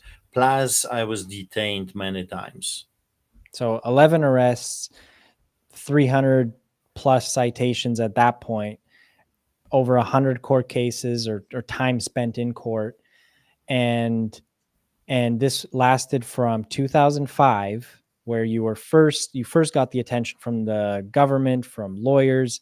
2006 was your first arrest, and then over the span of 10 years up until 2015, you were going through the courts, going through these unlawful arrests, going through these unlawful citations, which you were all vindicated for. You were unlawfully arrested 11 times, and you had not been convicted criminally even one time. Yeah, yeah, that's right. That's right. It was crazy. Well, I just want to say the big thank you to our lawyers during that time when we ran out of money and I've lost all of our properties and couldn't fight anymore. It was Michael Bates, criminal defense lawyer, that stepped in, and I was actually abandoned, Nathaniel. I don't know if you remember that. We had a Christian lawyer, I mean, in quote, Christian lawyer, and in the middle of the trial, I remember he called me to his fancy office overlooking downtown. I mean, really multi-million dollar fancy office. And as I'm walking to him, he says, "Art, no one likes you. Media are against you. You've lost funding, and we've decided that we will not represent you anymore." And in the middle of the trial, he walks out of us because we couldn't pay anymore. And I remember the judge said to me, "I can force this lawyer to finish this if you want." And I said, "Your Honor, that would be like shooting my own foot. If my lawyer doesn't want to help, I have to find another way." And it was Rebecca Snockle, a Jewish lady. Rebecca Snockle asked me to come to her office, and I remember her tears. She said, "This is the most beautiful thing I've ever seen anyone do. Every human being should be doing what you're doing, and I will help you. I will defend you." It was Rebecca Snuckle, a criminal defense lawyer, and a Catholic lawyer, Michael Bates. They teamed up together and they helped me in this craziness. We went as far as the Court of Appeal. We won. We've lost little skirmishes here and there, but overall, 2010, we won. The city of Calgary gave us back our permits, and we were able to continue on the mission until 2020. But you wanted to talk about certain things that happened during this time. I mean, Yeah. So one specific story comes to mind. During these trials, there was a very zealous, in your face, aggressive bulldog type of a lawyer for the prosecution, and he was going after you for a long time. yeah. And tell people what he was doing and then what happened to him. Yeah, so through the years, we had multiple crown prosecutors. That's like your district attorneys. We had number of lawyers and politicians stepping in, and of course the mainstream propaganda. So this one was very zealous, and he was pounding on me like, "Wow, very in a very aggressive way." And then one day, and he had black hair, and good looking guy, and those people don't work very hard, and you could tell he has money and life is good for him. And then one day, because I could see him all the time during those cases, I was in and out of court on a regular basis, and that was month after month after month.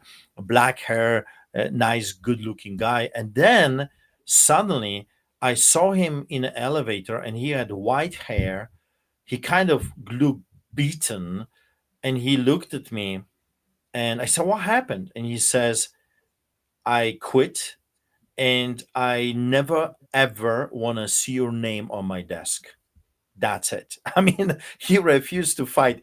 I have no idea what happened to him. Maybe God gave him a little bit of an insight of what he was really doing, or sleepless nights. But the guy completely from black hair turned into white hair, and he said, "I never want to see your name on my desk, and for the rest of my life." And he said, "I refuse to take those cases with you." And he was replaced by another man. Ola Malik was his name, and Ola Malik is a judge right now. But be fair, Ola Malik was a very fair crown prosecutor. Yes, he did work for the enemy. He was smart. He was a good opponent, but he was a human, if you know what I mean. It was not personal to him. He was doing his job.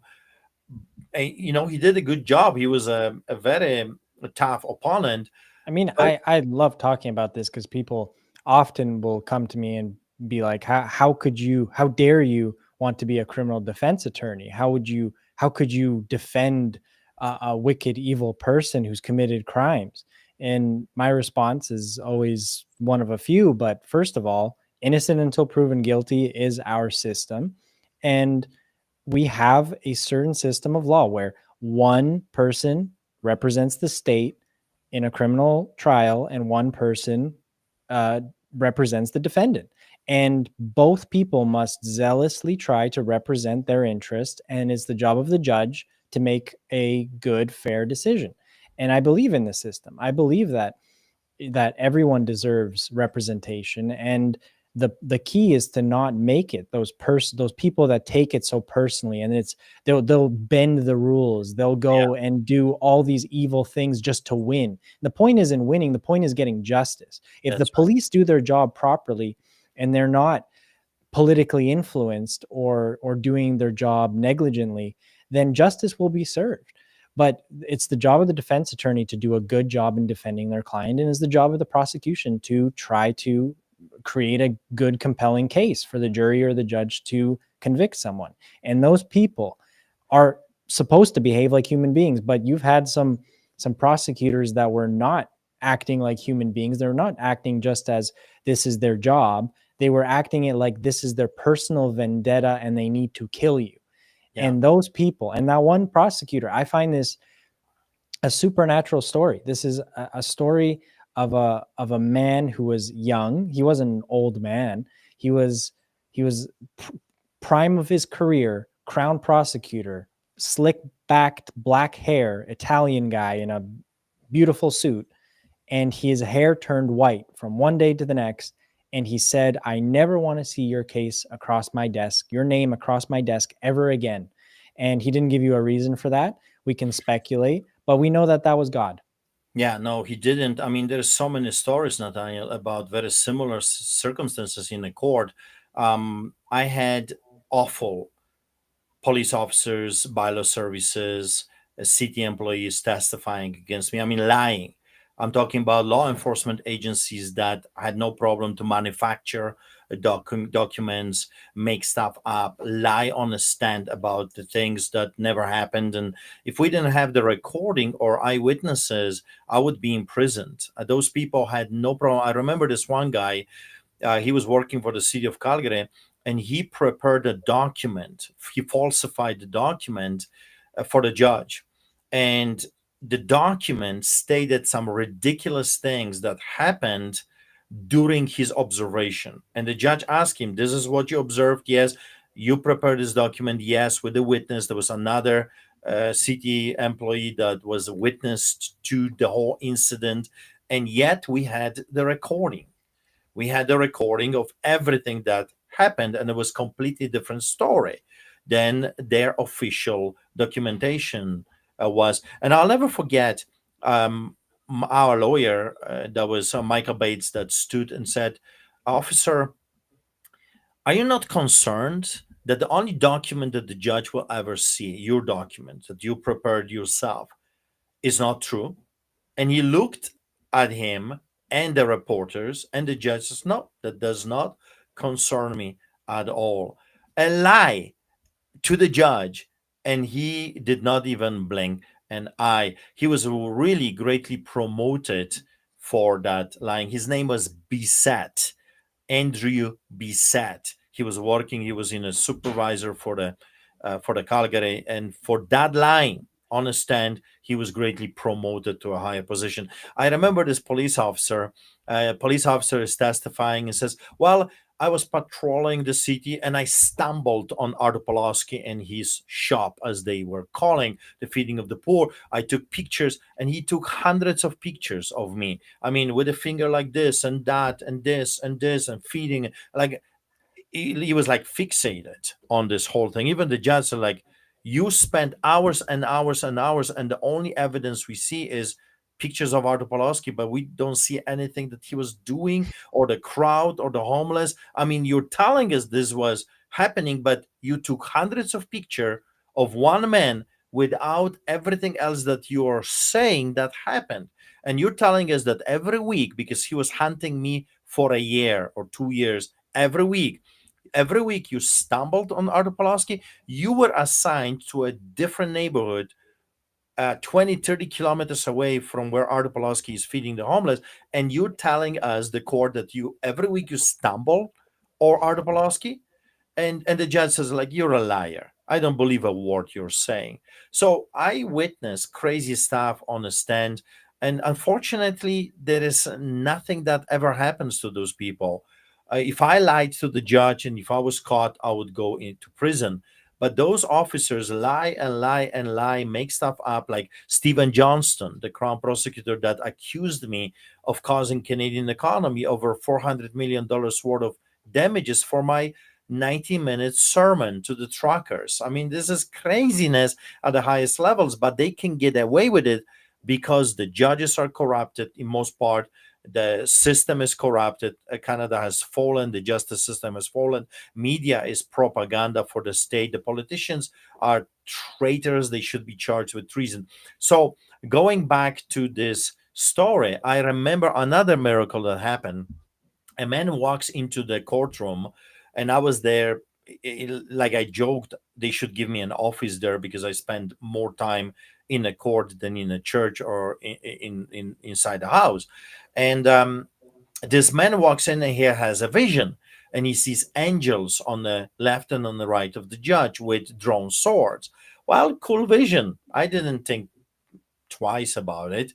People had many visions at the court, and with shofars blowing and all different things were happening. But this officer comes to testify, and it's quite a fascinating story because he was lying.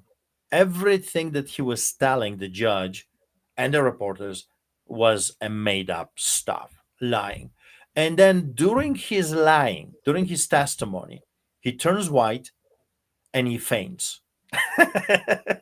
and and he had to be taken by the ambulance or whatever, those paramedics, out, and everything had to be stopped. And I find this fascinating. He turns white and he turns red. He completely loses his mind. He doesn't know what's happening. He's removed, and it's like the judgment of God fall on this. And I've seen many stories similar to this one. But in prison, I remember the first arrest. Um, I remember this officer took me to his cruiser, And as we are driving, I'm very upset. I mean, it's my first arrest. I didn't do anything wrong. I didn't break the law. He charges me all kinds of stuff. He calls me a liar. I said, by calling me a liar, you are a liar. So we have arguments now back and forth. And then I have a vision, Nathaniel, in the cruiser of a police vehicle. And I see this man that just arrested me illegally. I see him as a 5-year-old kid, and I saw what was done to him. And I said it. I said, when you were 5 years old, this happened to you, and that's what changed you. And he freaks out. He stops the car in the middle of downtown, and he says, how do you know this? I said, well, God told me that he loves you, that he wants to heal you from whatever happened to you when you were 5 years old. And that's what just he told me. And anyway, he turns white, leaves me, Nathaniel, in the middle of the street in a police cruiser. I'm handcuffed. I can't move left and right. The doors are shut. And he just takes off. He leaves. And I'm thinking, oh boy, now I've done it because I'm locked. It's summer.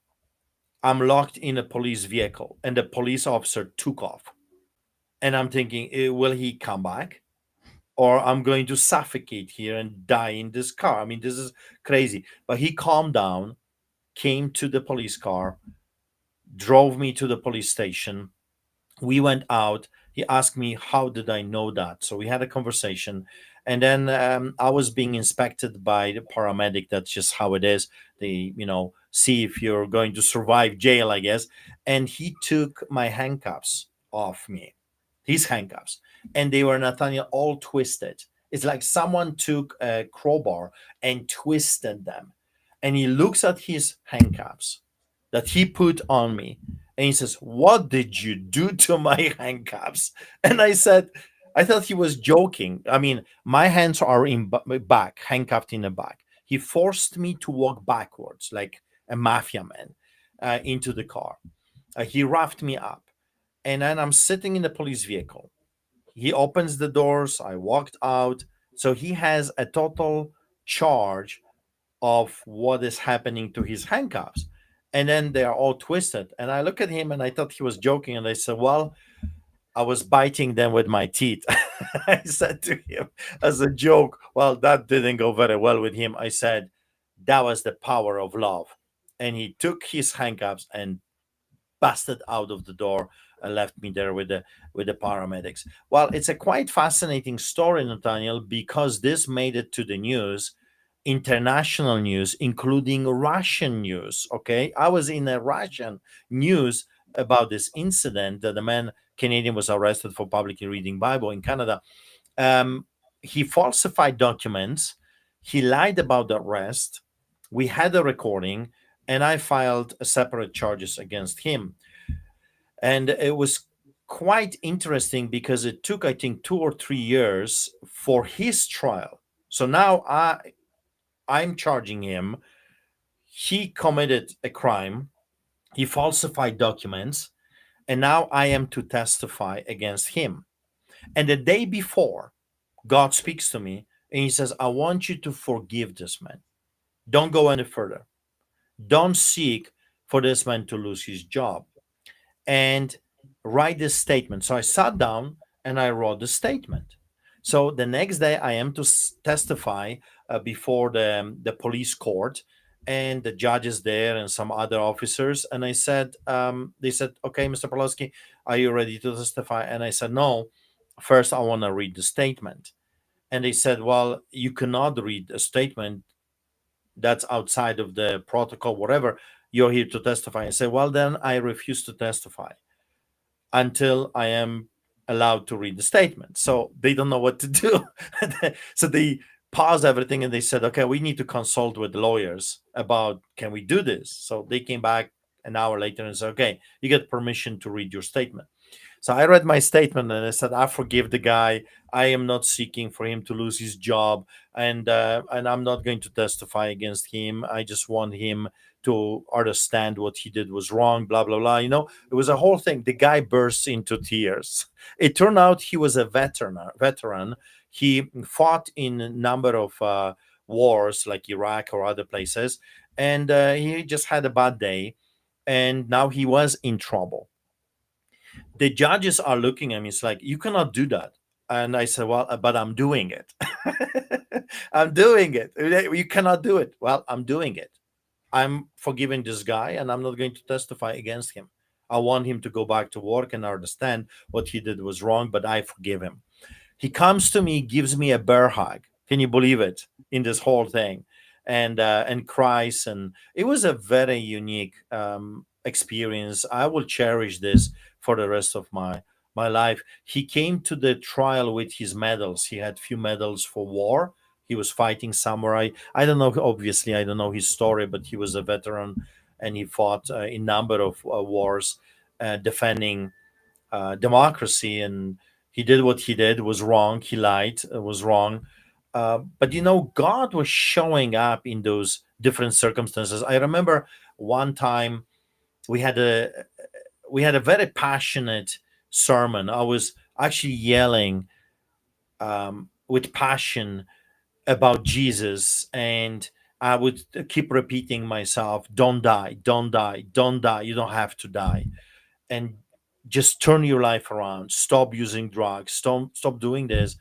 I didn't know that during the time I was yelling to the people, "Don't die," they were murders being committed. And the people that were in our lineups went a little bit on the side, and there was a deal gone bad, and two of them were stabbed to death. And when I was, someone came yelling, "They're killing them! They're killing them!" And I went to see what was going on. I watched the man die in my own eyes. I saw him giving his last breath, and of course, I was attacked as well, and I had to defend myself. But anyway, double homicide happened. Police showed up, and they put their fence, their tape, crime tape, all around our church, including our track. And they took the whole church to the police station to testify to what we have seen. And this police station, I'm telling you, we turned it into a church service. We preached the gospel. Every detective heard about Jesus. Every police officer, the entire police station was turned into church. We were singing hymns, we were standing on the chairs and preaching the gospel. It was unbelievable. We were in the news for weeks talking about Jesus, forgiveness. So even evil things, even bad things, God can use for something good. That's what he received. That's what Joseph said to his brothers: what enemy meant for evil, God turned around for good. Also, another cool story was, we were barbecuing outside of drop-in center. At that time, the police was chasing us all the time. I was in the middle of tickets, arrests. They were putting fence around our locations. One time, they put a fence outside of. So we were in Triangle Park. They kicked us from there. We went to Tompkins, not Tompkins Park. We went to Simmons Park, which is next to it, and they fenced that as well. And they said it's archaeological site.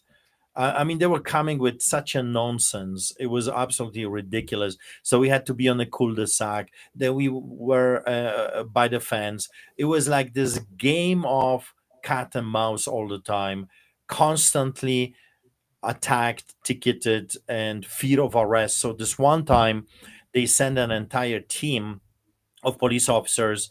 We were outside by the fence on a public sidewalk, barbecuing food for the homeless, hundreds of people. There were drug dealers there, there were prostitutes, but the police came, blocked the entire street. They brought German shepherds, dogs, commanded them to bark non-stop, like the Nazis under the Hitler regime.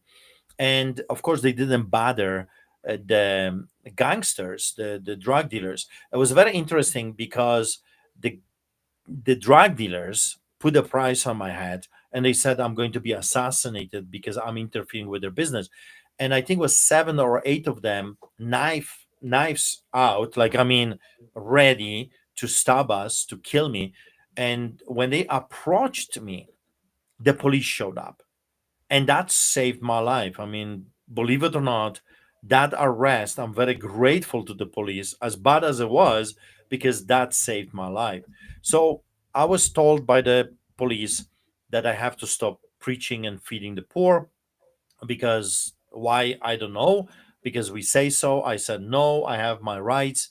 I have the right to assist those people, and it's my religious right. Also, it's under Constitution of Canada, Charter of Rights and Freedoms. Anyway, they said we will arrest you if you don't stop. And I said, well, then I guess you have to arrest me because I'm not stopping. And as they were approaching, it's a funny situation because Maurice was a guy that he received Jesus under our ministry. I baptized him, and he was very close to us. He stood in front of the police approaching, and me, I was on the back of the pickup truck, and he said, "You're not arresting my pastor. You're not arresting my pastor unless you go through me." So they went through him very quickly. They shoved him on a hood of the police car. He was handcuffed, arrested. Then they turned to right and they saw your uncle David, my brother David, recording them on a public sidewalk. He was not doing anything, he was just recording them and the whole incident. And they said, arrest him. So, boom, David got arrested. And then I was taken from the pickup truck. I was arrested. We were taken into three different cruisers, taken to the police station and charge some ridiculous things. But I remember telling the boys, I said, if this happens, I guess let's do what the apostles did in the book of Acts. Let's sing songs and preach the gospel and see what happens. So that's what we decided to do. That's what we did. And I was singing. I mean, as you know, I'm not a very good singer. Quite opposite. It's like killing cats. So, but I did my best, and the concrete was resonating, and I actually liked it. I was very loud. I mean, very loud. King of Kings, Lord of Lords. I was singing this over and over again, and the door was open. I was alone in a holding cell, cameras, monitoring me. The police officer opened, the high ranking, the one that was in charge of the operation. He opened the door and he said, uh, shaken, you're not allowed to sing here. You're not allowed to preach. When he opened the door, I've heard Maurice singing the same song I was singing. And I don't know who was worst, him or me, but we were like, cats that were, this were skinned alive. And David, your uncle, was preaching the gospel. So he looked at me and says, you're not allowed to preach here. You're not allowed to sing here. You're disrupting the entire police station. And I look at him and I say, well, you invited me in.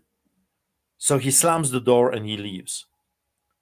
I kept singing, and Maurice kept singing, and David, I guess, he kept preaching. 5 minutes later, the same officer comes in, opens the door, and he has a paper in his hand, and he said, you're disrupting the entire police department. No one can work now because of your singing and preaching.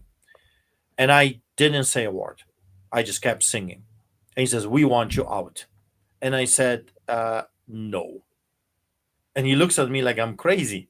I think he never ever heard an inmate refusing to leave police station when he was under arrest. I said, what about my brothers? And he's thinking, he's looking at me. He says, fine, all of you out. So they gave us our belongings and they said, now out. And I said, no, now you're going to hear what the evil you have done. And it was so funny, Nathaniel, because they put their heads down, all those officers, and they had to listen to my preaching for about 5-10 minutes about what evil they have done by arresting us in for feeding the homeless and preaching the gospel. The story didn't end here. I was charged with some criminal charges and nonsense, but this officer started to come to our church services undercover, not in his uniform, for 8 months. For 8 months after this incident. He is a very high ranking police officer. And it was Christmas. 8 months later, he drives on the sidewalk, and I said, oh no, Christmas, I'm going to be arrested again. He drives into a sidewalk, puts his COEO, and comes out of the vehicle with his partner. And I'm like, oh God, I was hoping that I'll spend at least, peaceful Christmas. Not again. He comes to me And he said, Art, I just want to talk to you. I said, okay. I have been observing you for 8 months. If I knew what I know now about you, you would never be arrested. You're the only person that makes actually any sense about how to fight homelessness. This man became our spy in the police department. He was telling us, um, all the things that the department is planning to do against us. And he would testify to my lawyer and give us all kinds of information that was very crucial. One time he said, they're coming, don't do this. We were supposed to do a protest or something, and he said, don't do it, they're coming with the rubber bullets. And they said the command is to shoot us with the rubber bullets, kids, women, the whole 9 yards. Don't do it, don't go, because they are looking for your to hurt you. They really want to hurt you, they hate you. So a good man, a good man. um, when I was arrested the first time with this police officer, I was taken to a prison, and they locked me with a bunch of other criminals. Of course, I didn't know what to do. I was new in this whole craziness. I was afresh in this criminal enterprise of feeding the poor and getting arrested for preaching. So I'm sitting over there. I said, okay, I don't know how long they're going to keep me here. So I guess I got to start preaching. So I start preaching. And I'm preaching for about, I don't know, 15 minutes, 20 minutes, half hour. I mean, there's no clock over there. And I sat down and I thought, okay, my job is done, right? I've done my duty as a clergy, as a pastor, as a apostle in prison, in chains. I preached and that's it. As I'm sitting, literally 10 seconds later, someone yells from another cell and says, Preacher, are you still there? And I said, Yes, I'm still here. God didn't open the doors yet for me. And he says, Then preach it. I thought, like, what do you mean preach it? Preach it again. So, okay, I start preaching again, and then again, and then again. I remember different inmates were being brought into this holding cell, and this one guy, um, you know, fell asleep. I- no, this one guy comes and he says, I want you to stop preaching. A big, huge monster. And he shows his teeth, and he's like, you can tell it's a demon. And he punches with all his might next to my ear. He says, I'm going to kill you. And I said, in the name of Jesus, go to sleep. And I look into his eyes and I commanded his demon to go to sleep. You won't believe what happened. He goes to his knees, lays down like a dog in front of my feet, and falls asleep, just like that. And not just him, every other inmate in the cell fall asleep as well. The only one that was not sleeping was me. It was crazy. So I cleaned the cell because it was very filthy, and I said, I'm not going to preach here with such a filth. And I told the inmates, if you're eating something, if you're drinking something, here's a pile of garbage. You're going to put it there. When I was done cleaning, they opened the door and they moved me to another cell. And at that time, I didn't know what was happening. Now I know that God wanted me to preach to all the inmates through the night. And so I did. I cleaned the cell first and I start preaching. And this guy, they are sleeping inmates over there. And this guy wakes up. And it's like you could tell he had a dream of some sort. He says, What are you doing here? I thought I'm in a park. When I heard your voice, I thought I'm back at street church. It turned out it's a homeless man that was arrested that attended our church service all the time.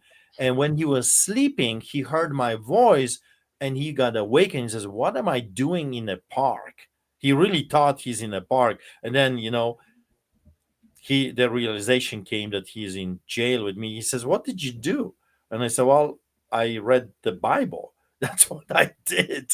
um, so three different cells, different preaching. I preached all night, 23 hours straight. And that's why when I joked quite often when I'm visiting different churches, and the people say, Well, just preach it, keep going. And I said, You got no idea what you're saying. I can really go on for a very long time. But that is a powerful testimony. I witnessed to a number of people. I laid my hands on some that were hurting. They got healed. I put the first cell to sleep. The third one, there was a guy that was a gymnastician, like he was a teacher of gymnastics. And I'm sitting over there looking at this guy, and he goes on his hands and on his head, and he does all kinds of weird things. I said, "What are you doing?"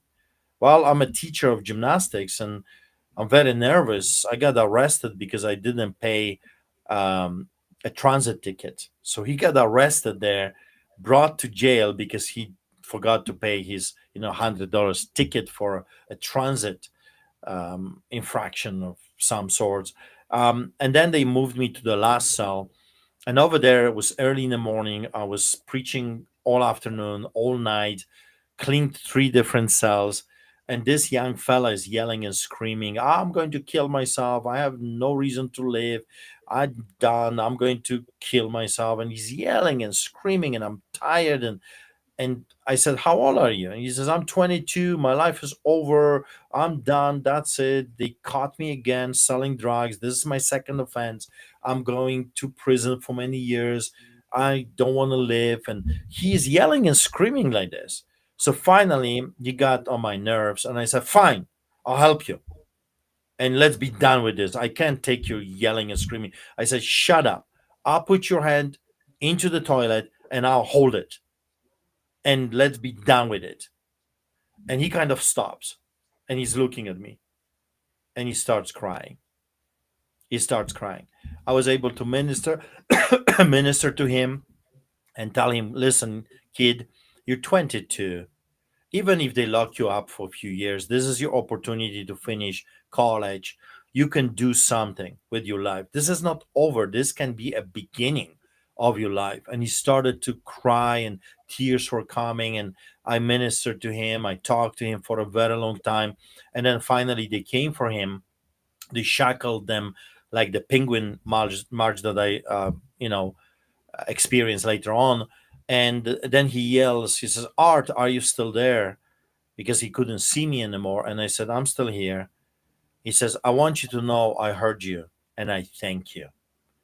I thank you for what you said." I met him a few years later, and he got out of jail, and he was doing great. And by the way, I want you to know I had hundreds, if not thousands, of people that came to me through the years telling me, "I was in your lineup 10 years ago, 15 years ago, 7 years ago, 6 years ago." I remember this one guy, he drove a very expensive car in a suit, and he came to me and he's smiling, he's laughing. And of course, I don't remember those people. There's thousands of faces all the time. But he says, "You don't remember me, but I want you to know I was in your lineups. I'm a businessman now, and I'm doing great. And I just want to thank you for what you have done for me." And those types of stories, Nathaniel, I have them almost every week. 2 weeks ago, there was another guy that said, I just came to say thank you. I was in your lineups. I work. My life is good. I turn everything around, and just thank you for what you're doing." Last week was the guy that was imprisoned with Derek, that watched us doing church services for Derek Reimer when he was still in jail. He was released, came and just said thank you.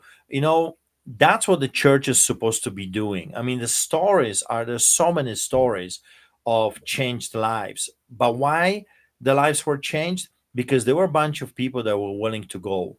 Jesus didn't say, "Build me a cathedral, build me a synagogue, build me a temple." He didn't say, "Stay."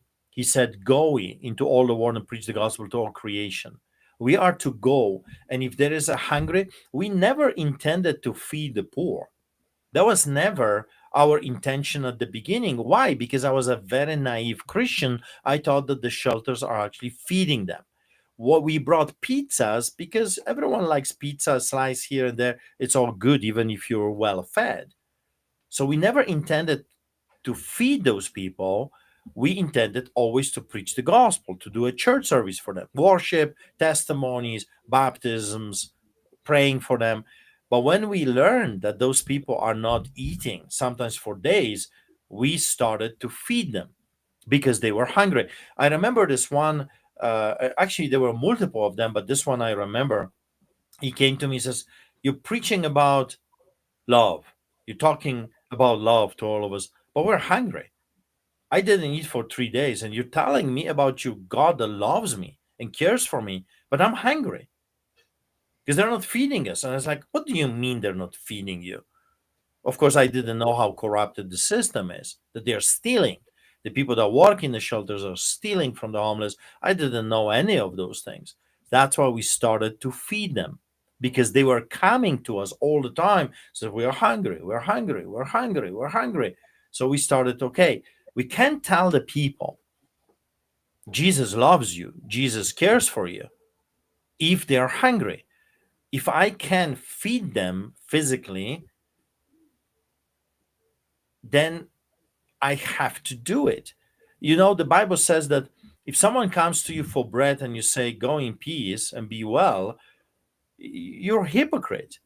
So we decided that in order to be more effective with those people, we have to also feed their bodies, not just their spirits. And that's how it started. I mean, it was not like this plan from the very beginning. Okay, let's open a restaurant on the streets and truckloads of food and 8 tables filled with food. And no, this came gradually when we started to find out how corrupted the whole thing is, how evil the city is, the politicians, and what is really going on. And it kind of evolved into something that now is known as street church, which we started about 40 different other similar ministries like this one in on different continents and different countries. So the testimony is very powerful because the testimony is of a living person that was impacted by a bunch of Christians that refused to play the game called Christianity, but actually wanted to be the hands and the feet and the mouth of Jesus Christ. Jesus Christ did not sit under a tree like Buddha, telling the people, "Come to me, I'll give you everything." He went to the people and he said, "You got to follow me. You have to come to me." But he went first to the people. You see the difference? Now, Christianity is they want the people to come to them. But the first thing you got to do is you got to go to the people. Then they will see your good deeds and they will glorify your Father, which is in heaven. Yeah, that's exactly right. And there's so many stories we could go on and on about all the people that have been impacted, or all the crazy stories. I mean, it goes on and on. And I do think that eventually you're going to have to write another book just detailing all these events, because I think people need to hear it. And that's the point of the show. I hope people are encouraged by all these stories. And next time we will talk about the COVID era, so 2020 to 2024, and we'll talk about everything that happened there from start to finish, and the crazy stories from that era. And hopefully that'll be also encouraging. That'll be the last episode of our kind of introduction of our narrative of your story, of the ministry's story, of my story, of our family story, and of this church that is making waves, not just locally, but after COVID, we find out that it was globally, it was internationally, and we'll talk about that next time. There are so many more things that I would love to talk about, but we've gone for a long time, so we'll save some of the extraordinary stories for next time or for other episodes. And if people want to contribute, they can help out. You can see on screen how you can help. You continue to do street church regularly, 3 times a week, once in a building, 3 times on the street, 3 times a week on the street, mission work all over the globe, all sorts of things, marches for Jesus, and different events that we're just constantly doing. So if people want to help out, you can see on screen how you can do that. And if you want to comment and leave, of course, leave a like, share. Censorship is high, so help out with that, and pray. Prayers are always needed and appreciated. And If you want to comment also on topics that we can discuss or questions that you have or things that you'd like to hear about, comment. I'll read them, and perhaps we might discuss something that you want us to talk about. So thank you for listening, and next time, see you next time. Yeah, God bless.